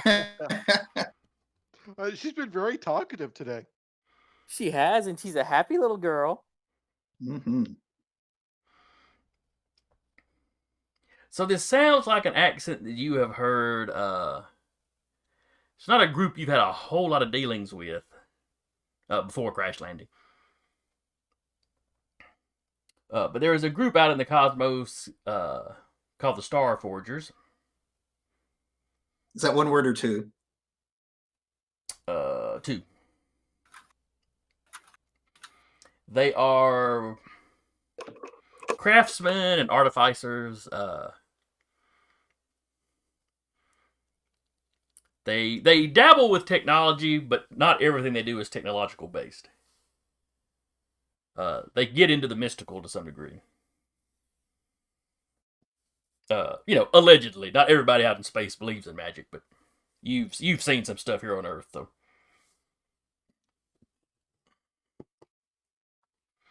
And it's become public knowledge that the United Nations is in some kind of negotiations with the Star Forgers. That came to light a few months ago your time. Yeah. The heroes of Spear were over in Japan and some stuff went down.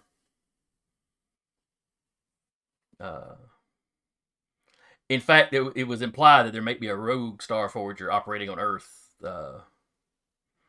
independent of the rest of the organization.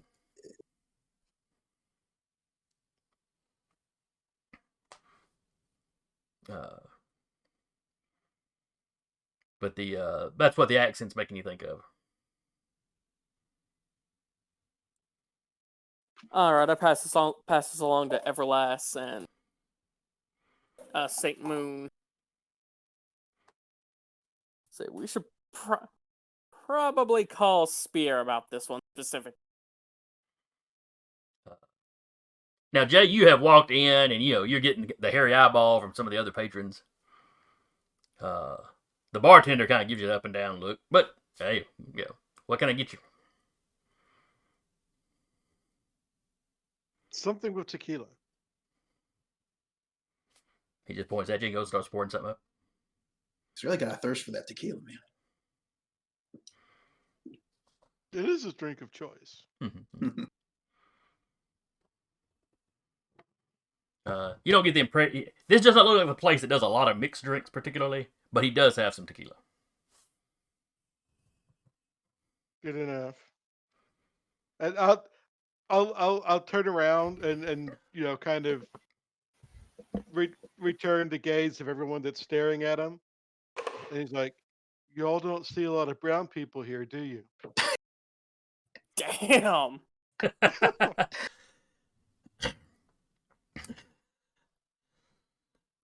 The biker-looking guys. One of them looks a little taken aback by how blunt you're being.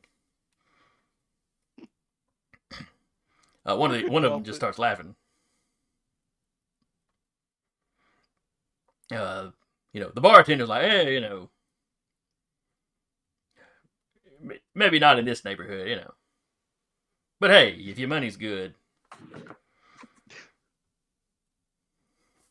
It's good, I'll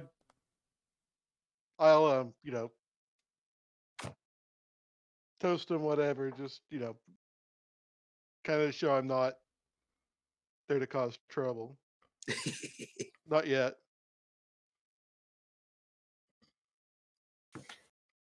But after that, everybody kind of goes back to their drinking, their own individual drinking.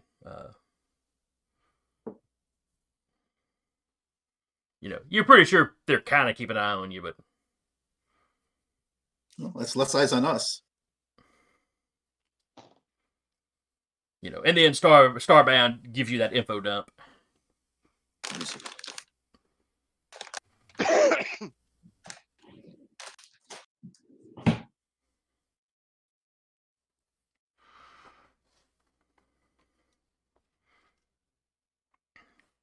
All right, so what are y'all outside doing?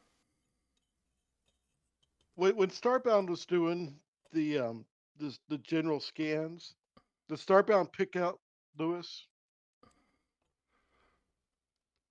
Oh yeah, anybody whose head he pokes into, if he wants to find out who Luis is, yeah, that's real easy. Luis is the bartender. He owns the place. Oh, I don't know why I was thinking it was a different person that owned the bar. Well, the name Luis came up, I think, from them searching the tag. That vehicle was registered to Luis. The mind control guy you questioned had just said it was, this bar was a hangout for the gang, and a gang member's uncle owned the place.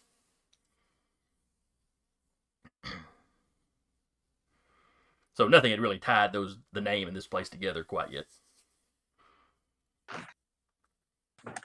But anyway, you now know the bartender is Luis. Are we all linked, sort of, through Starbound? I don't think think that's it's a the case. conference call. Oh, whoops. But Go like ahead. I can link up to a number of mines equal to the level of my power. I'll let Starbound know, assuming that Starbound is listening in, that I'm Yeah. about to start asking Luis some uncomfortable questions, unless y'all want to stop me.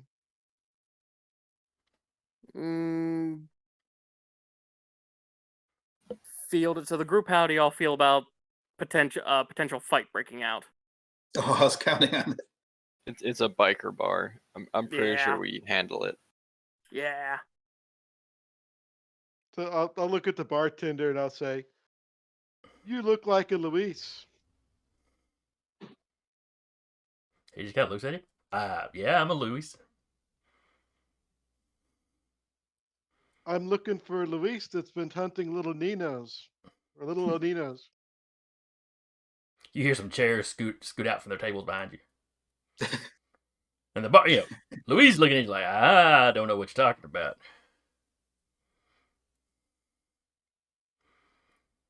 I'm a married man. Oh, that puts him in the clear.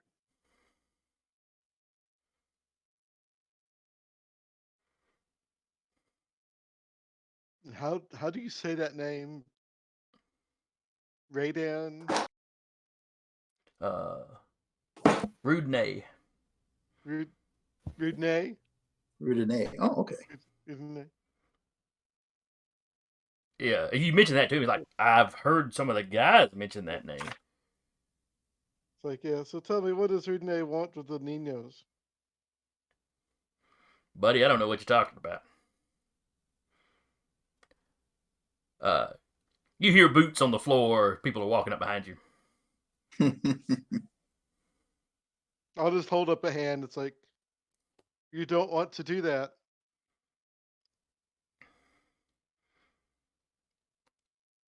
Oh, I think we do, buddy. When they start talking, Luis is like, starting to edge, like he's heading towards, he's getting ready to head toward the back.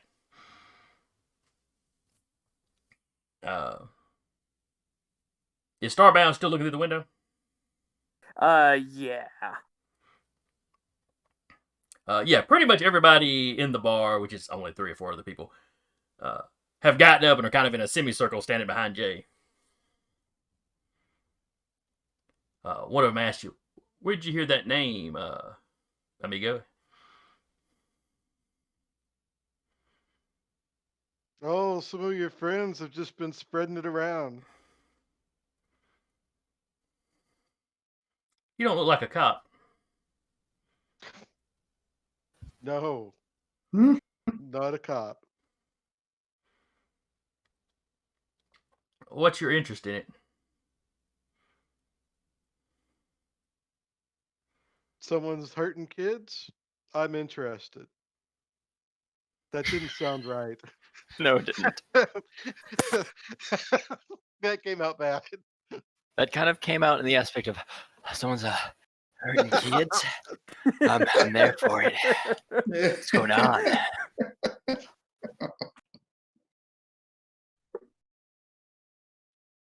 Like, I'm not a cop, but that's I'm not a not cop, cool. but I heard there's some kids to be hurting.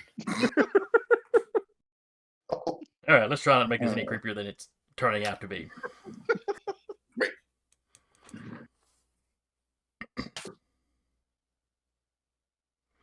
That's just like, it's not cool, and I'm here to put a stop to it. Well, don't nobody here know what you're talking about. You should probably leave. Nah, not till I get my answers. Starbound's gonna ping into Jay's brain. Do you wish for us to intervene in the situation? Yeah, they're gonna start swinging soon.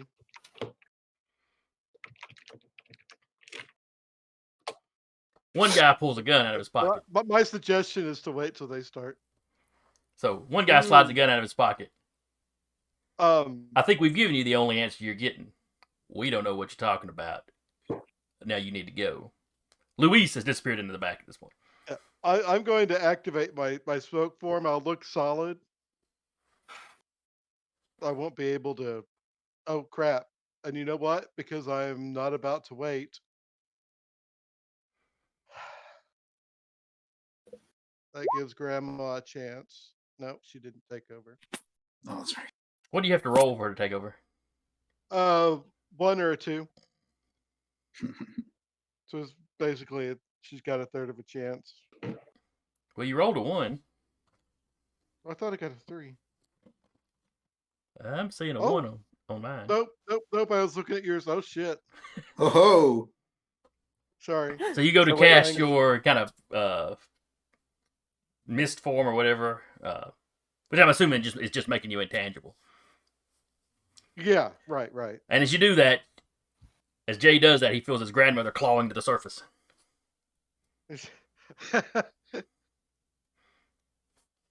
So raise a finger. Essay. If you think this is Miyago's first bar fight, you are mistaken. And if you think he came alone, you are very wrong. Is he talking like a And chick by the now? way, if you'll let me do it, she does turn his boots into sparkly high heels. Nice. Sure. I am perfectly fine with that just being part of her arriving. It's like a magical girl transformation. Mm-hmm. Both trashy high heels. They're classy high heels. J303 is sitting in the car, not knowing what's going on. Well, he's in there with Everlass. What's going on now? What about now? Yeah, because I don't have, a fleshy meat electronic brain. I'm gonna tell if Starbound's not already aware, let Starbound know that Luis is on the run.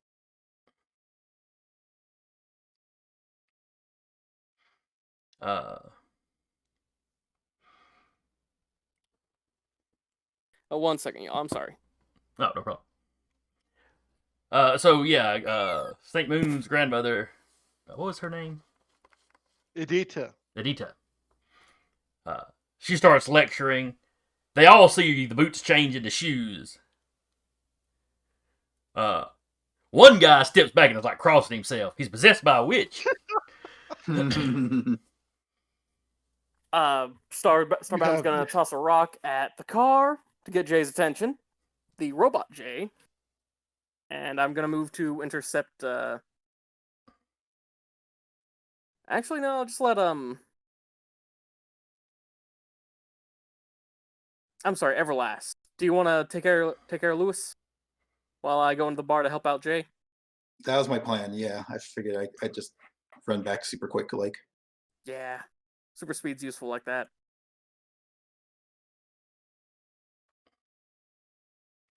All right. And the one that says he's possessed by a witch, she'll just smile and say, "You have no idea." Mhm. The guy with the gun pulls the trigger at this point, but you have gone intangible, so it just passes through you and shatters, bottle. Yeah, it's like Behind the bar. if you touch him, you'll like turn, be like It like black mists out of smoke the or way or something. whatever. Yeah. The guy at that point, the guy that crossed himself turns around and hits the front door. The other three are all drawing weapons now, but they're taking a step back from you, like they don't know what's going on. The guy that shot you is looking at his gun with this look on his face like he's been betrayed. You gringos, all firing blanks. So let's say Starbound. Are you still at the side, or do you go around to the front? I've gone around to the front. So yeah, this dude comes running out the front. Almost runs into you, freaks out and screams when he sees you. Turns and heads off another direction.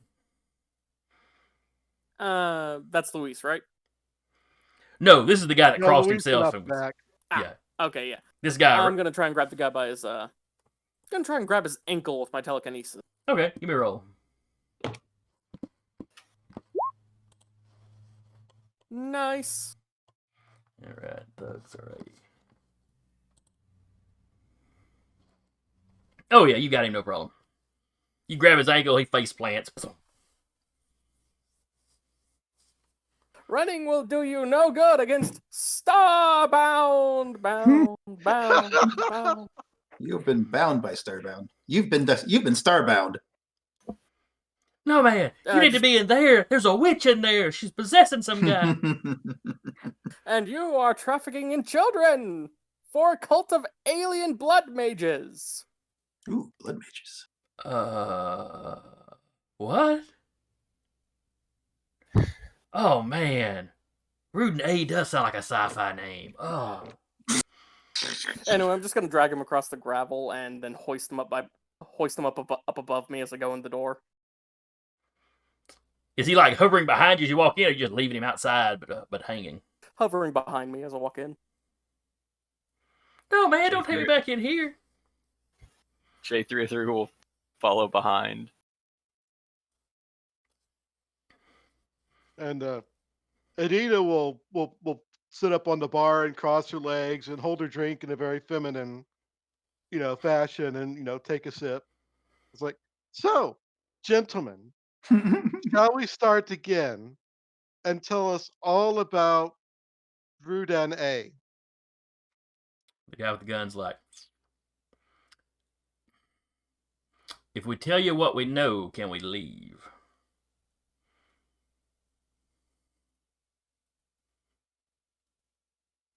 I'll look at Starbound. I give her a little telepathic ping and say, they will leave at some point when the authorities arrive.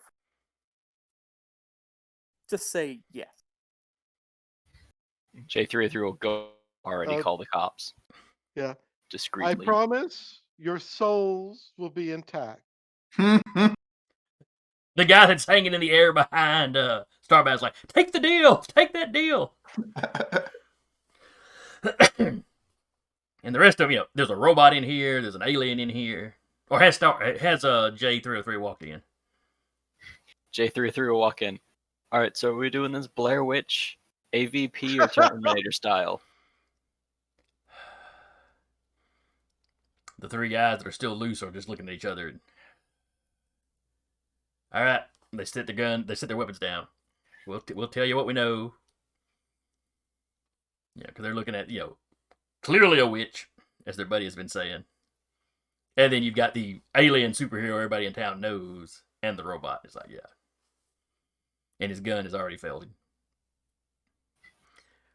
Cutting to Everlass, you race behind the building. As you get there, you see Luis He's not running, but he has stepped out the back door and is lighting a cigarette. Really? Okay. So she'll go ahead and I guess she'll just knock the cigarette out of his hand and try to get him in a hold. Okay, you catch him. You run up so fast and catch him by surprise so much he doesn't even really resist. So his cigarette goes fine. Hey, and then you snatch him into and get ready to suplex him or whatever it is she does. Yeah. Hey, what's this about? You don't. Man, the freaks and weirdos are just coming out of the walls today. Yeah. She just says, yeah, you don't get to you're not getting out of this so easily. Get out of what? Don't tell me you know nothing about this Rudan thing. Rudine thing. I've heard some of the guys say the name. That's all I know. We know you had the gang. Wait, do we know that they had the gang? No, wait. He's the What? All right. Where his name came up was from the DMV. He owns the vehicle that was sitting outside the gas station that pulled off after the kids separated. Ah, gotcha. Yeah. So you've also learned that he owns the bar they hang out at. That's right. So and the information y'all got was that the bar was owned by the uncle of a gang member. That's right, but he's not the leader. The leader's that's right. We don't actually know who the leader of this gang is. We just know, or do we? Wait a minute, no. So the guy. Sure. Well, I don't have anything written down, but if y'all had asked the mind control guy, he'd have given you the name. And I may have given you a name, just forgot to write it down. Yeah, I think because the driver of the truck who we apprehended, he identified their gang boss as Louis, unless I wrote that down.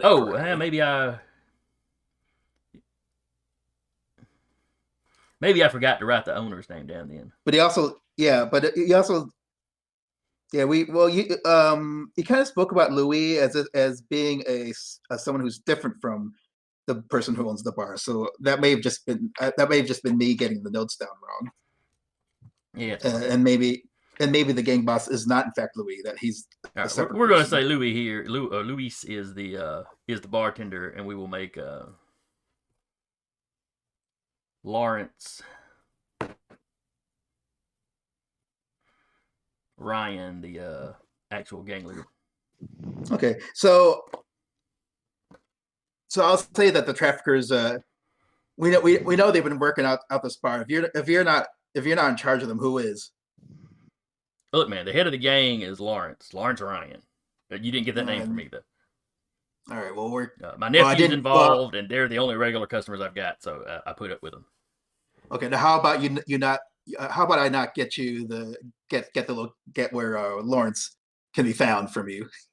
She's trying to she's trying to use the words to get him to tell her whether they could find Lawrence Ryan.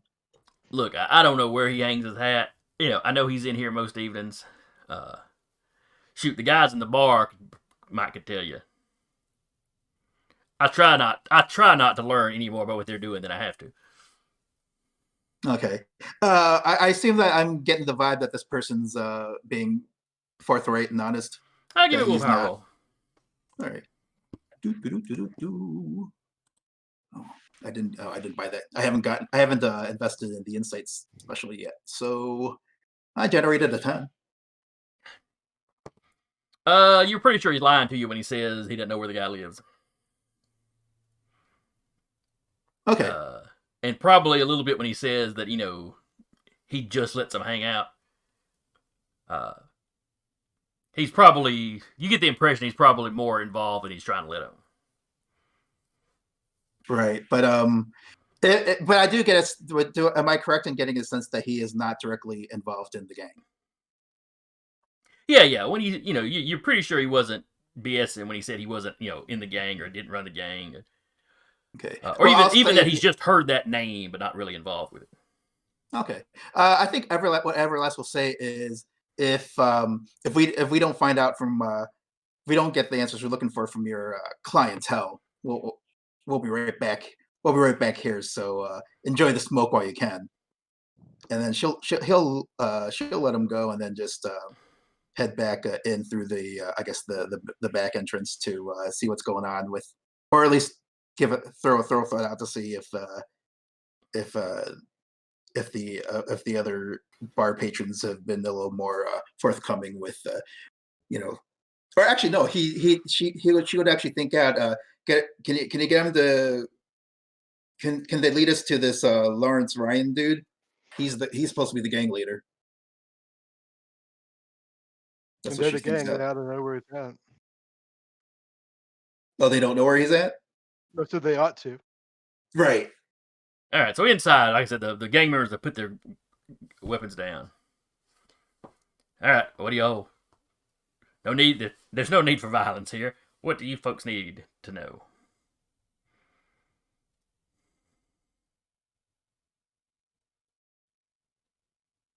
Well, we need to know how to, stop the kidnapping of children to be abused by what is essentially space vampires. But they all look a little confused by that. But one of like, well, we never did see what that Rudon chick looked like.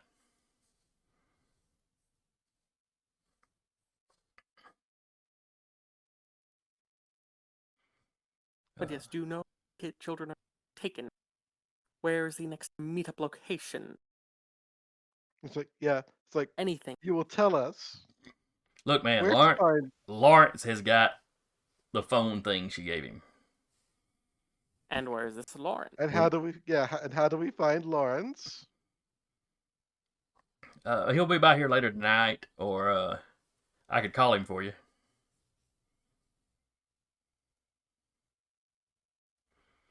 The issue with that, man, I do not trust you to warn your friend Lawrence that we are on to you. Look, man, I just want to get out of this with my skin intact.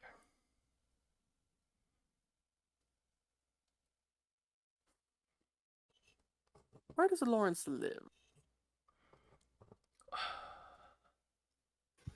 I don't know, man. I don't know how long I'd live if I told you that. I don't recall promising your skin would be intact. You guys aren't gonna let the crazy old witch hurt us, are you?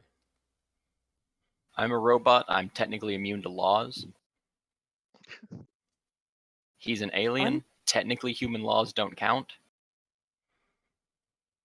I'm actually gonna hover up to the guy who said that and just hover like an inch above and get extremely close. You do not know the full You do not know my. What I do know is that you harm students, and I care deeply. And then I'm gonna use my telekinesis to shatter every bottle of booze in the bar at once. They all give a big jump. The guy that you're already hanging in the air is starting to cry. It's been a very traumatic day for him. Hey, look, man. Fear. We didn't hurt nobody. She was very specific that they were to be unharmed.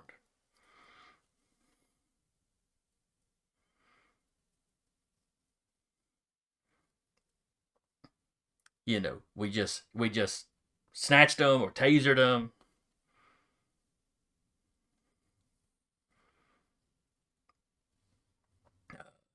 I'm gonna throw that guy across the room.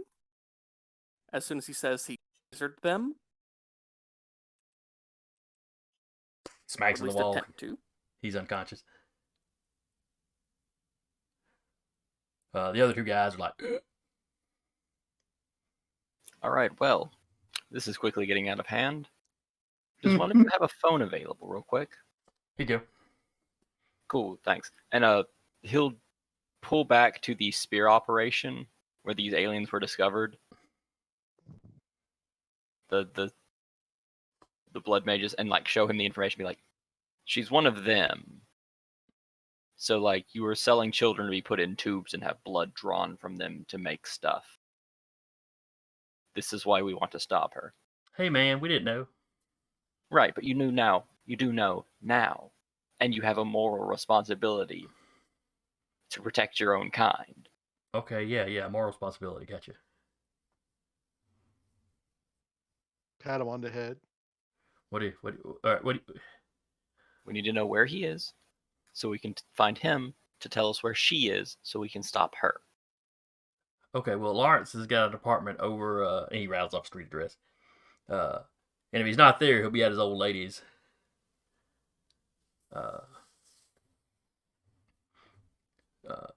He rattles off, where that's at. He goes, he's over there anytime that, her kids are off to their dads.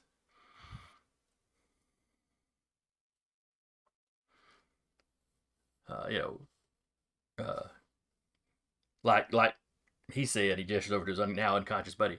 We can call him, tell him something's come up, and we need him, we need him to come down here.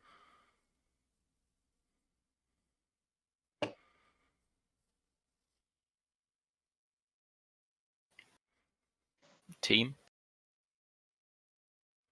I say Thoughts? we just go to his hideouts. All right, then. And by this time, Yeah. Everlass has walked up into the front with y'all. And I'll warn the ones that are still conscious. It's like, and you will not harm these children again, or you will find the kukui waiting underneath your bed. What's a kukui?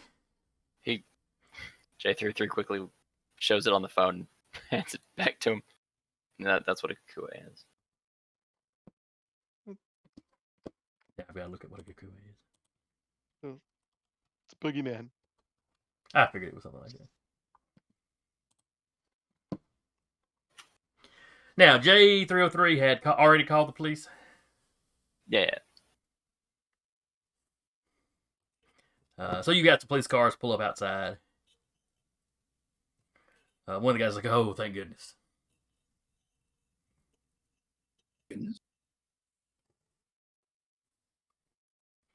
The police walk in.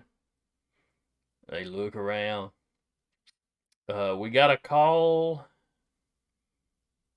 that actually, what did Jay tell him? Oh, he's been on the line the whole time, I guess. So they've heard the entire conversation. Oh, okay. Because J33 can have multiple, calls going on at the same time. He's a call center. Fair enough. The police have In been that on the case, they line don't the ask a whole whole lot time. of questions. They come in and start arresting people. One of the guys, a couple of them go around back to get. Well, if y'all tell them Luis is back there, they go back and get Luis. Because he's an accessory to some of this, at least. So I am just a machine, and therefore I am admissible in court when I record people. Because I can just be evidence.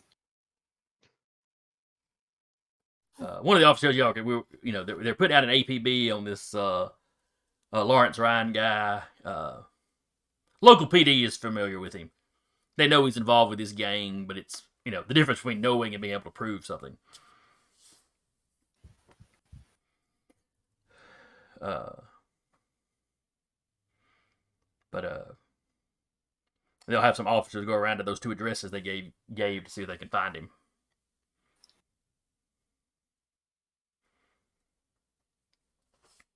So where do you guys want to move from here?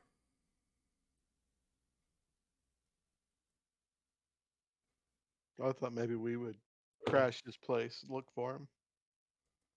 Okay. So y'all going to take off and get there before the police. That's not difficult to do.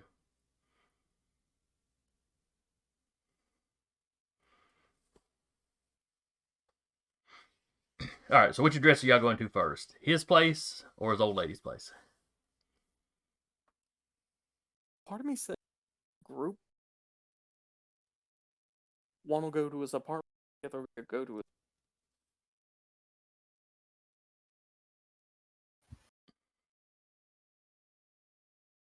Oh, Jay will look at Mrs. Bruja. Also, are you willing to return the shoes back how they were and let your child back out? Or are you in this for the long haul? just so I know. Does it matter? I'm having fun. I mean, it vaguely matters to me because it feels like you're caging a child so you can go out on the town.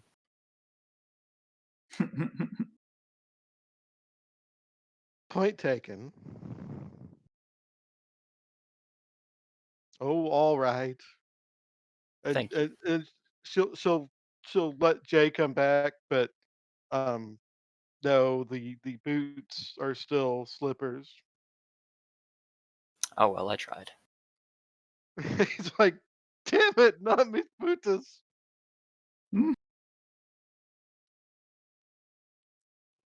Like the transmuting shoe spell is something his grandmother knows how to do that he doesn't know how to do, so he can't fix them back.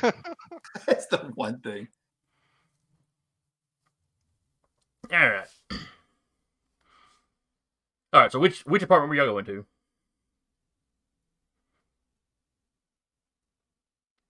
I don't care which one. I just need somebody to make a decision. Let's head up to the grandma. Head up the grandma. What now? Let's head up to the grandma. His old lady. Oh, well, his Yeah. old lady was his girlfriend. That's just how the biker guy was referred to her. Ah. For some reason, I thought the child kid monster just had a sweet spot for grandma. No. He's got a girlfriend, and he's over there anytime her kids aren't there. Is the way the guy described it. You get over there. There's a car parked,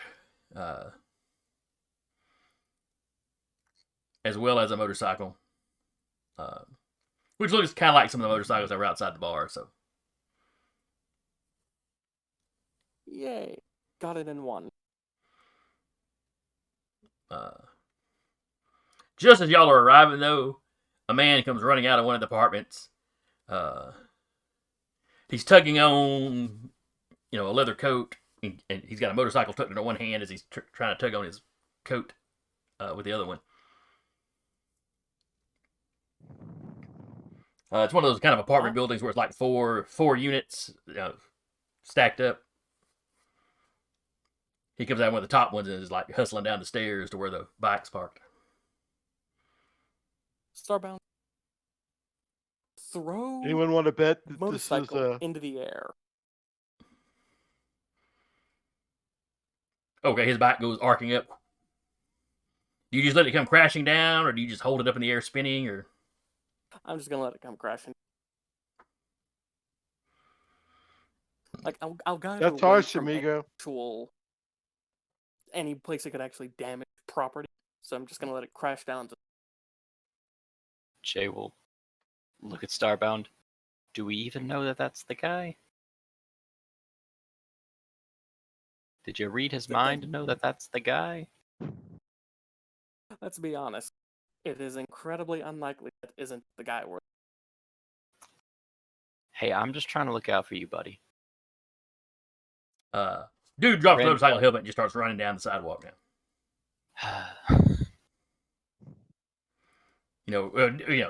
Down the sidewalk and around, kind of down the side of the building. Just dead sprint.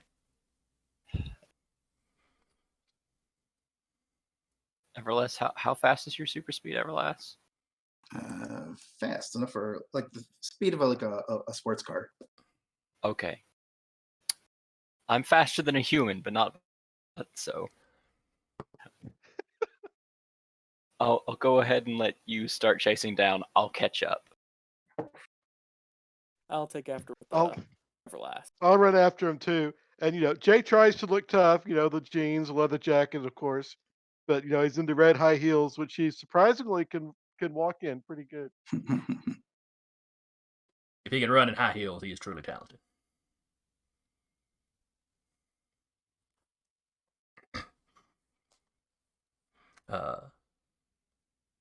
So yeah, y'all take off after him.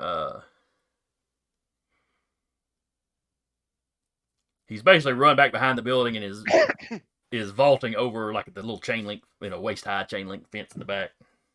Well, a little higher than waist high. But he runs and just grabs it and vaults over it, at full speed. But Everlass is moving at car speed, so she's right there on him. You get to him just as his feet are landing on the other side of that fence. You get to him.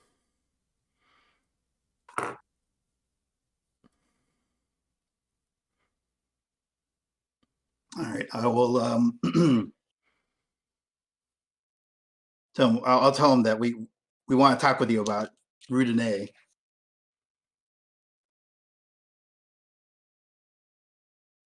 He just keeps running. All right. Well, I'll try to tackle him. I guess we got to go through with this. So she'll try to catch up and tackle him. All right. 8's the number to beat. And is this prowess again? Yes, this is prowess. Prowess wrestling. Yeah, you can put wrestling in there, so you're trying to basically jump on him and pin him. Ooh, it looks like it's tied. Oh yeah. So you get your hands on him, but he just kind of shrugs his jacket off and keeps running. Mm-hmm. Okay, I'll keep at it. He does pull a gun out of his waistband, turns around and kind of fires it at you while he's still on the run. So that'll be a coordination to dodge. 9 is the number to beat. So yeah, he whips around and fires. You just kind of do a little half turn, still on the run.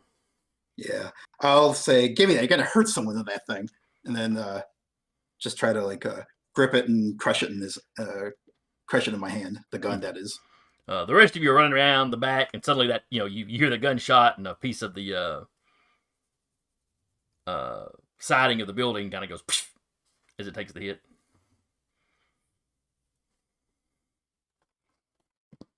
All right, you gonna try to go after him again?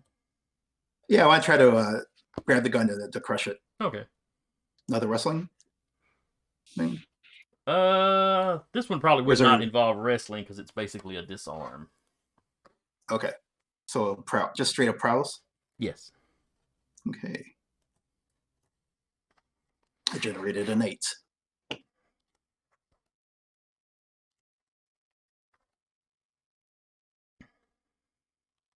All right. Go grabbing. That's the term I need to use. All right. So 8. You beat him by 3, so that's a major, which is enough that you steal the object away from your opponent's grasp. You now hold it.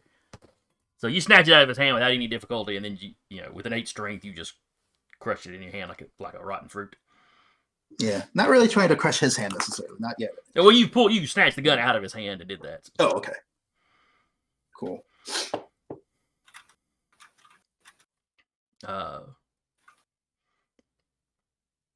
Yeah, there's actual fear in his face now. He just head down, still trying to run away from you.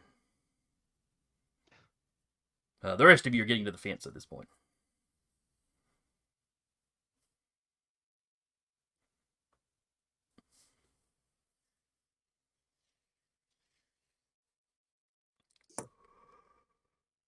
I'm gonna just try and pin him down. With your telekinesis? All right, give it a roll. Ooh, he flubbed that roll. So you beat him by like 7, so that's a major success or a massive success. So yeah, he's running, and it, you don't see anything other than its effect on him. But it almost looks like a big hand just came down and he's just flat on the ground. Oof. Looks like that hurt. I can make it far more painful for you. I just hover over next to him.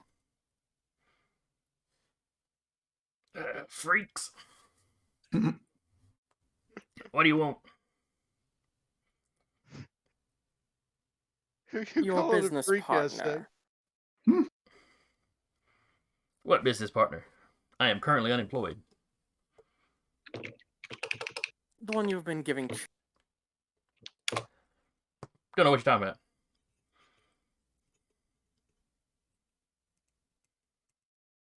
I'm gonna lift him up about 20 feet in the air and drop him, grab him, lift him up 20 feet, drop him, grab him, and rinse and repeat.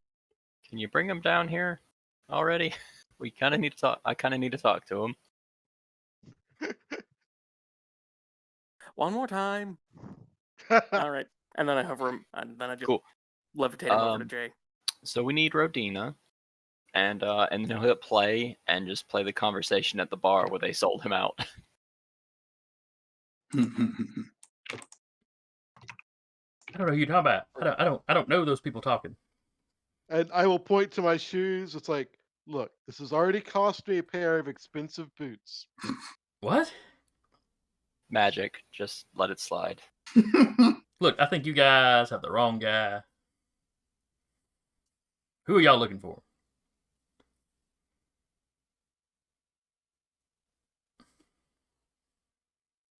Jay will turn and look at Starbound. Okay, there have been a lot of L names tossed around. It is Louis we're looking for, right? Or is it Luis? Luis was the bar owner. Lawrence. Lawrence Oh, is the guy you're looking for. Mr. Lawrence.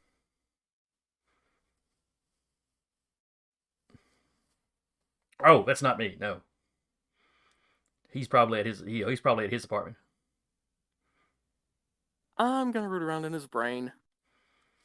He starts going into this whole story on how, Lawrence don't come over, when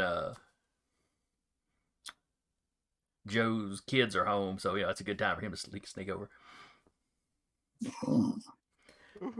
Anyway, he's going into this whole spiel. Give me a mind or your telekinesis telepathy roll versus his willpower, I believe. Oh, So you got an 8. yes, sir. He is able to keep you out of his mind. I would like to make a try again. All right. What are you tapping? Mental giant, physical shrimp, All or right. psychic titan. That and a point of determination, Yes, sir. and you can re-roll, or you can try again, I should say. All right, you beat him pretty soundly that time. You poke into his head. This is Lawrence. Nope. Basically, as soon as Everlass went back inside, Luis texted him about what was going on.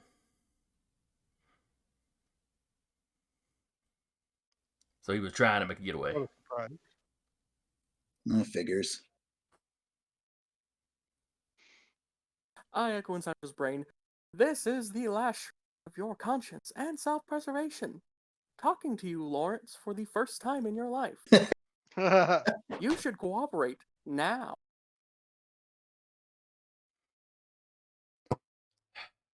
Get out of my head, freak.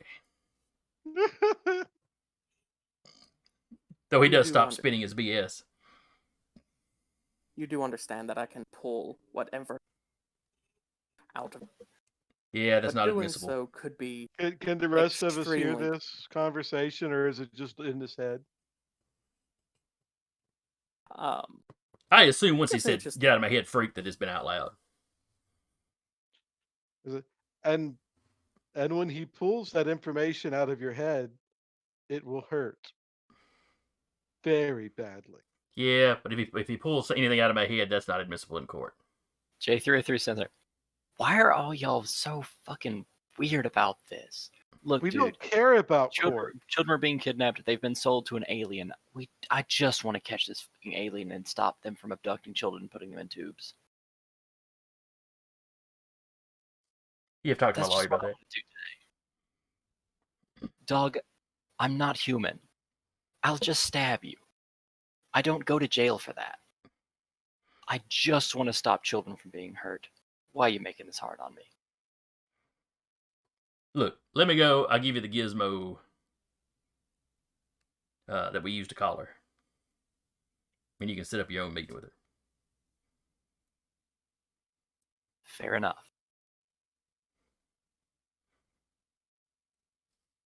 He looks around at the rest of you like, y'all good with this? we will take yes. All right, I guess cool. better.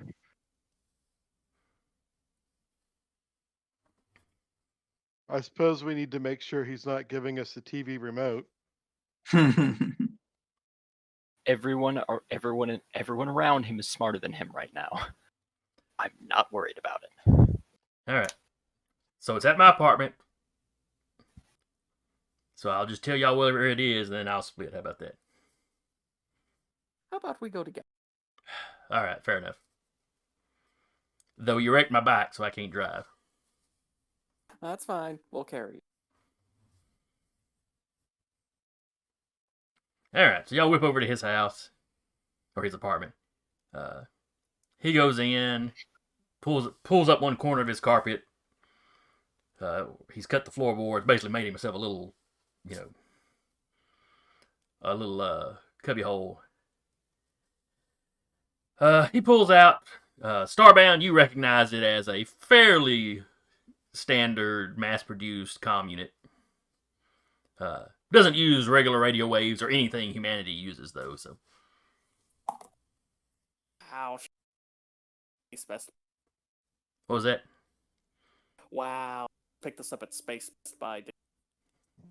He's like, yeah, she handed it to me. I don't know. So he tosses that to y'all. Goes, hey, there it is. And then he pulls out some wads of cash and starts sticking them in his pockets. I don't know why you're doing. You what now? I don't know you're doing that. Hey, I gave you the gizmo. I'm free to go now, so I'm splitting town. At what point? And then J33 goes, all right, see you, and walks out with a device. J33 holds up his end of the bargain. I'm gonna fling him as hard as I can into the roof. All right. The ceiling. He hits the ground unconscious.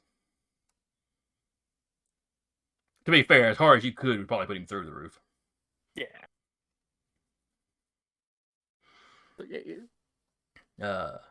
As y'all are leaving, you see the cops pulling up because they were going to go check out both those addresses.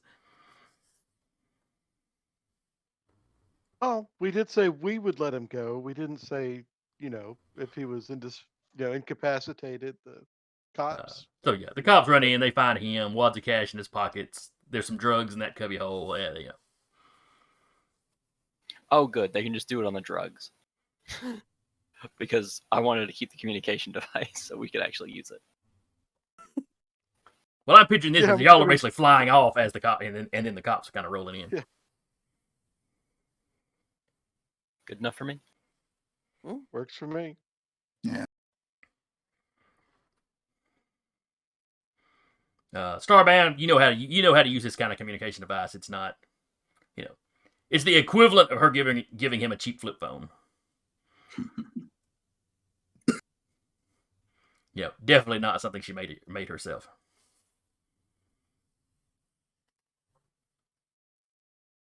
It's essentially set up so it will only call a matching unit.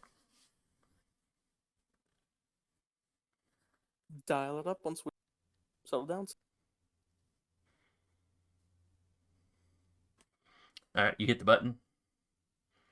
You hear a woman's voice come over. Are you ready for another delivery? Yes. Where do you want to meet up? Who is this? I don't recognize this voice. This is Lawrence. I'm sorry. I have the bird flu. Oh, I've heard about that. I hear it sucks. Give me a willpower roll. Since that's how we handle social stuff. Which probably has the side effect of making social characters, or making mentalist characters, social characters, kind of by default. And tough to put down. Nope. That's not what I needed. Come on now. There they are. Alright. Well, her willpower didn't suck, but it's not great either. Yeah. Alright, so you BS about the bird flu. She's like, oh, okay.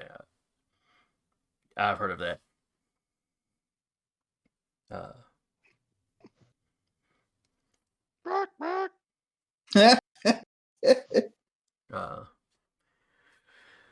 She's like, very well, meet me at the, she gives you a location over by Cross Lake, which is one of the rather large lakes, close to Shreveport. The spot she gives you is not deserted exactly, but it is not. There's not a lot of traffic in that area. It's kind of a wooded area.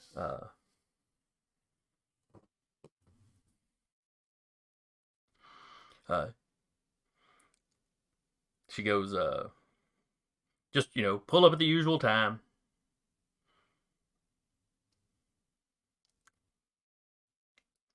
And I or someone working for me will be there to make the exchange. I'm assuming it's the forgive me. usual load full, in which case you'll get the usual payout. Load full's a little bit smaller this time. I understand if that's small cut. And I just give her the make and model of the car that we've been driving around in, so let her know, yeah, we're using a different vehicle. All right, that's fine. Guy. Whatever you have to do to avoid the suspicion of the local law enforcement.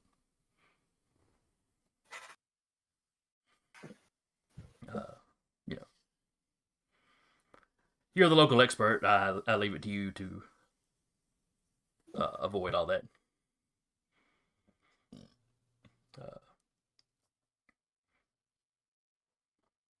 But like I said, so she's like that. That'll be fine. Just show up at the usual time, and then she clicks off.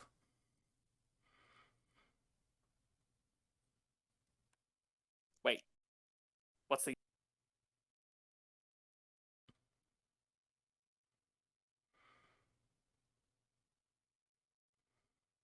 You really didn't take much of a commanding lead in that conversation, did you? No, I didn't. That's unfortunate. We really needed you to kind of like dictate the terms on that one. Well, is it Lawrence again? Unconscious and probably not going to help us, since we stabbed him in the back and all, and then flung him into a roof and got him arrested. You're a mind reader. We don't have to care. Yeah, let's go back to Lawrence. Y'all fly back over there. As you get there, they're carrying Lawrence out on a stretcher. Wait, hold on. His brain still works. Get in there, buddy. Just scooting up. Get up, press my.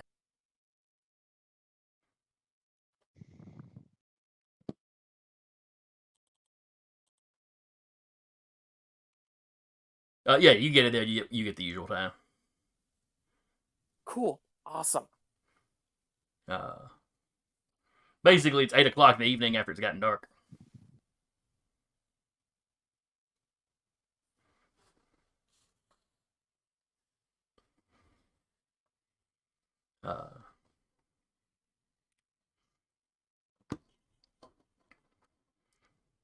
So y'all fly down. You're like, wait a second. And the ambulance guys with the stretcher stop and they look up. As you land and put your hands on his head, one of the cops like, do we just let him do this? The other one just shrugs.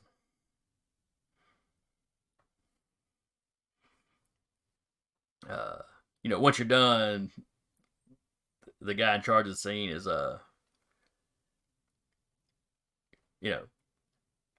realize y'all are probably onto something. At some point, we're gonna need you to come by and make a full report. Oh no. J207 will be on his way to do so. Oh right, there's a bunch of you in there.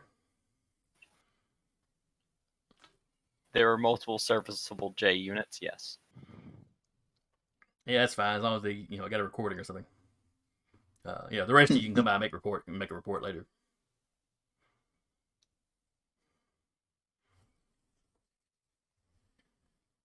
We'll need everybody because you might be called to testify or something.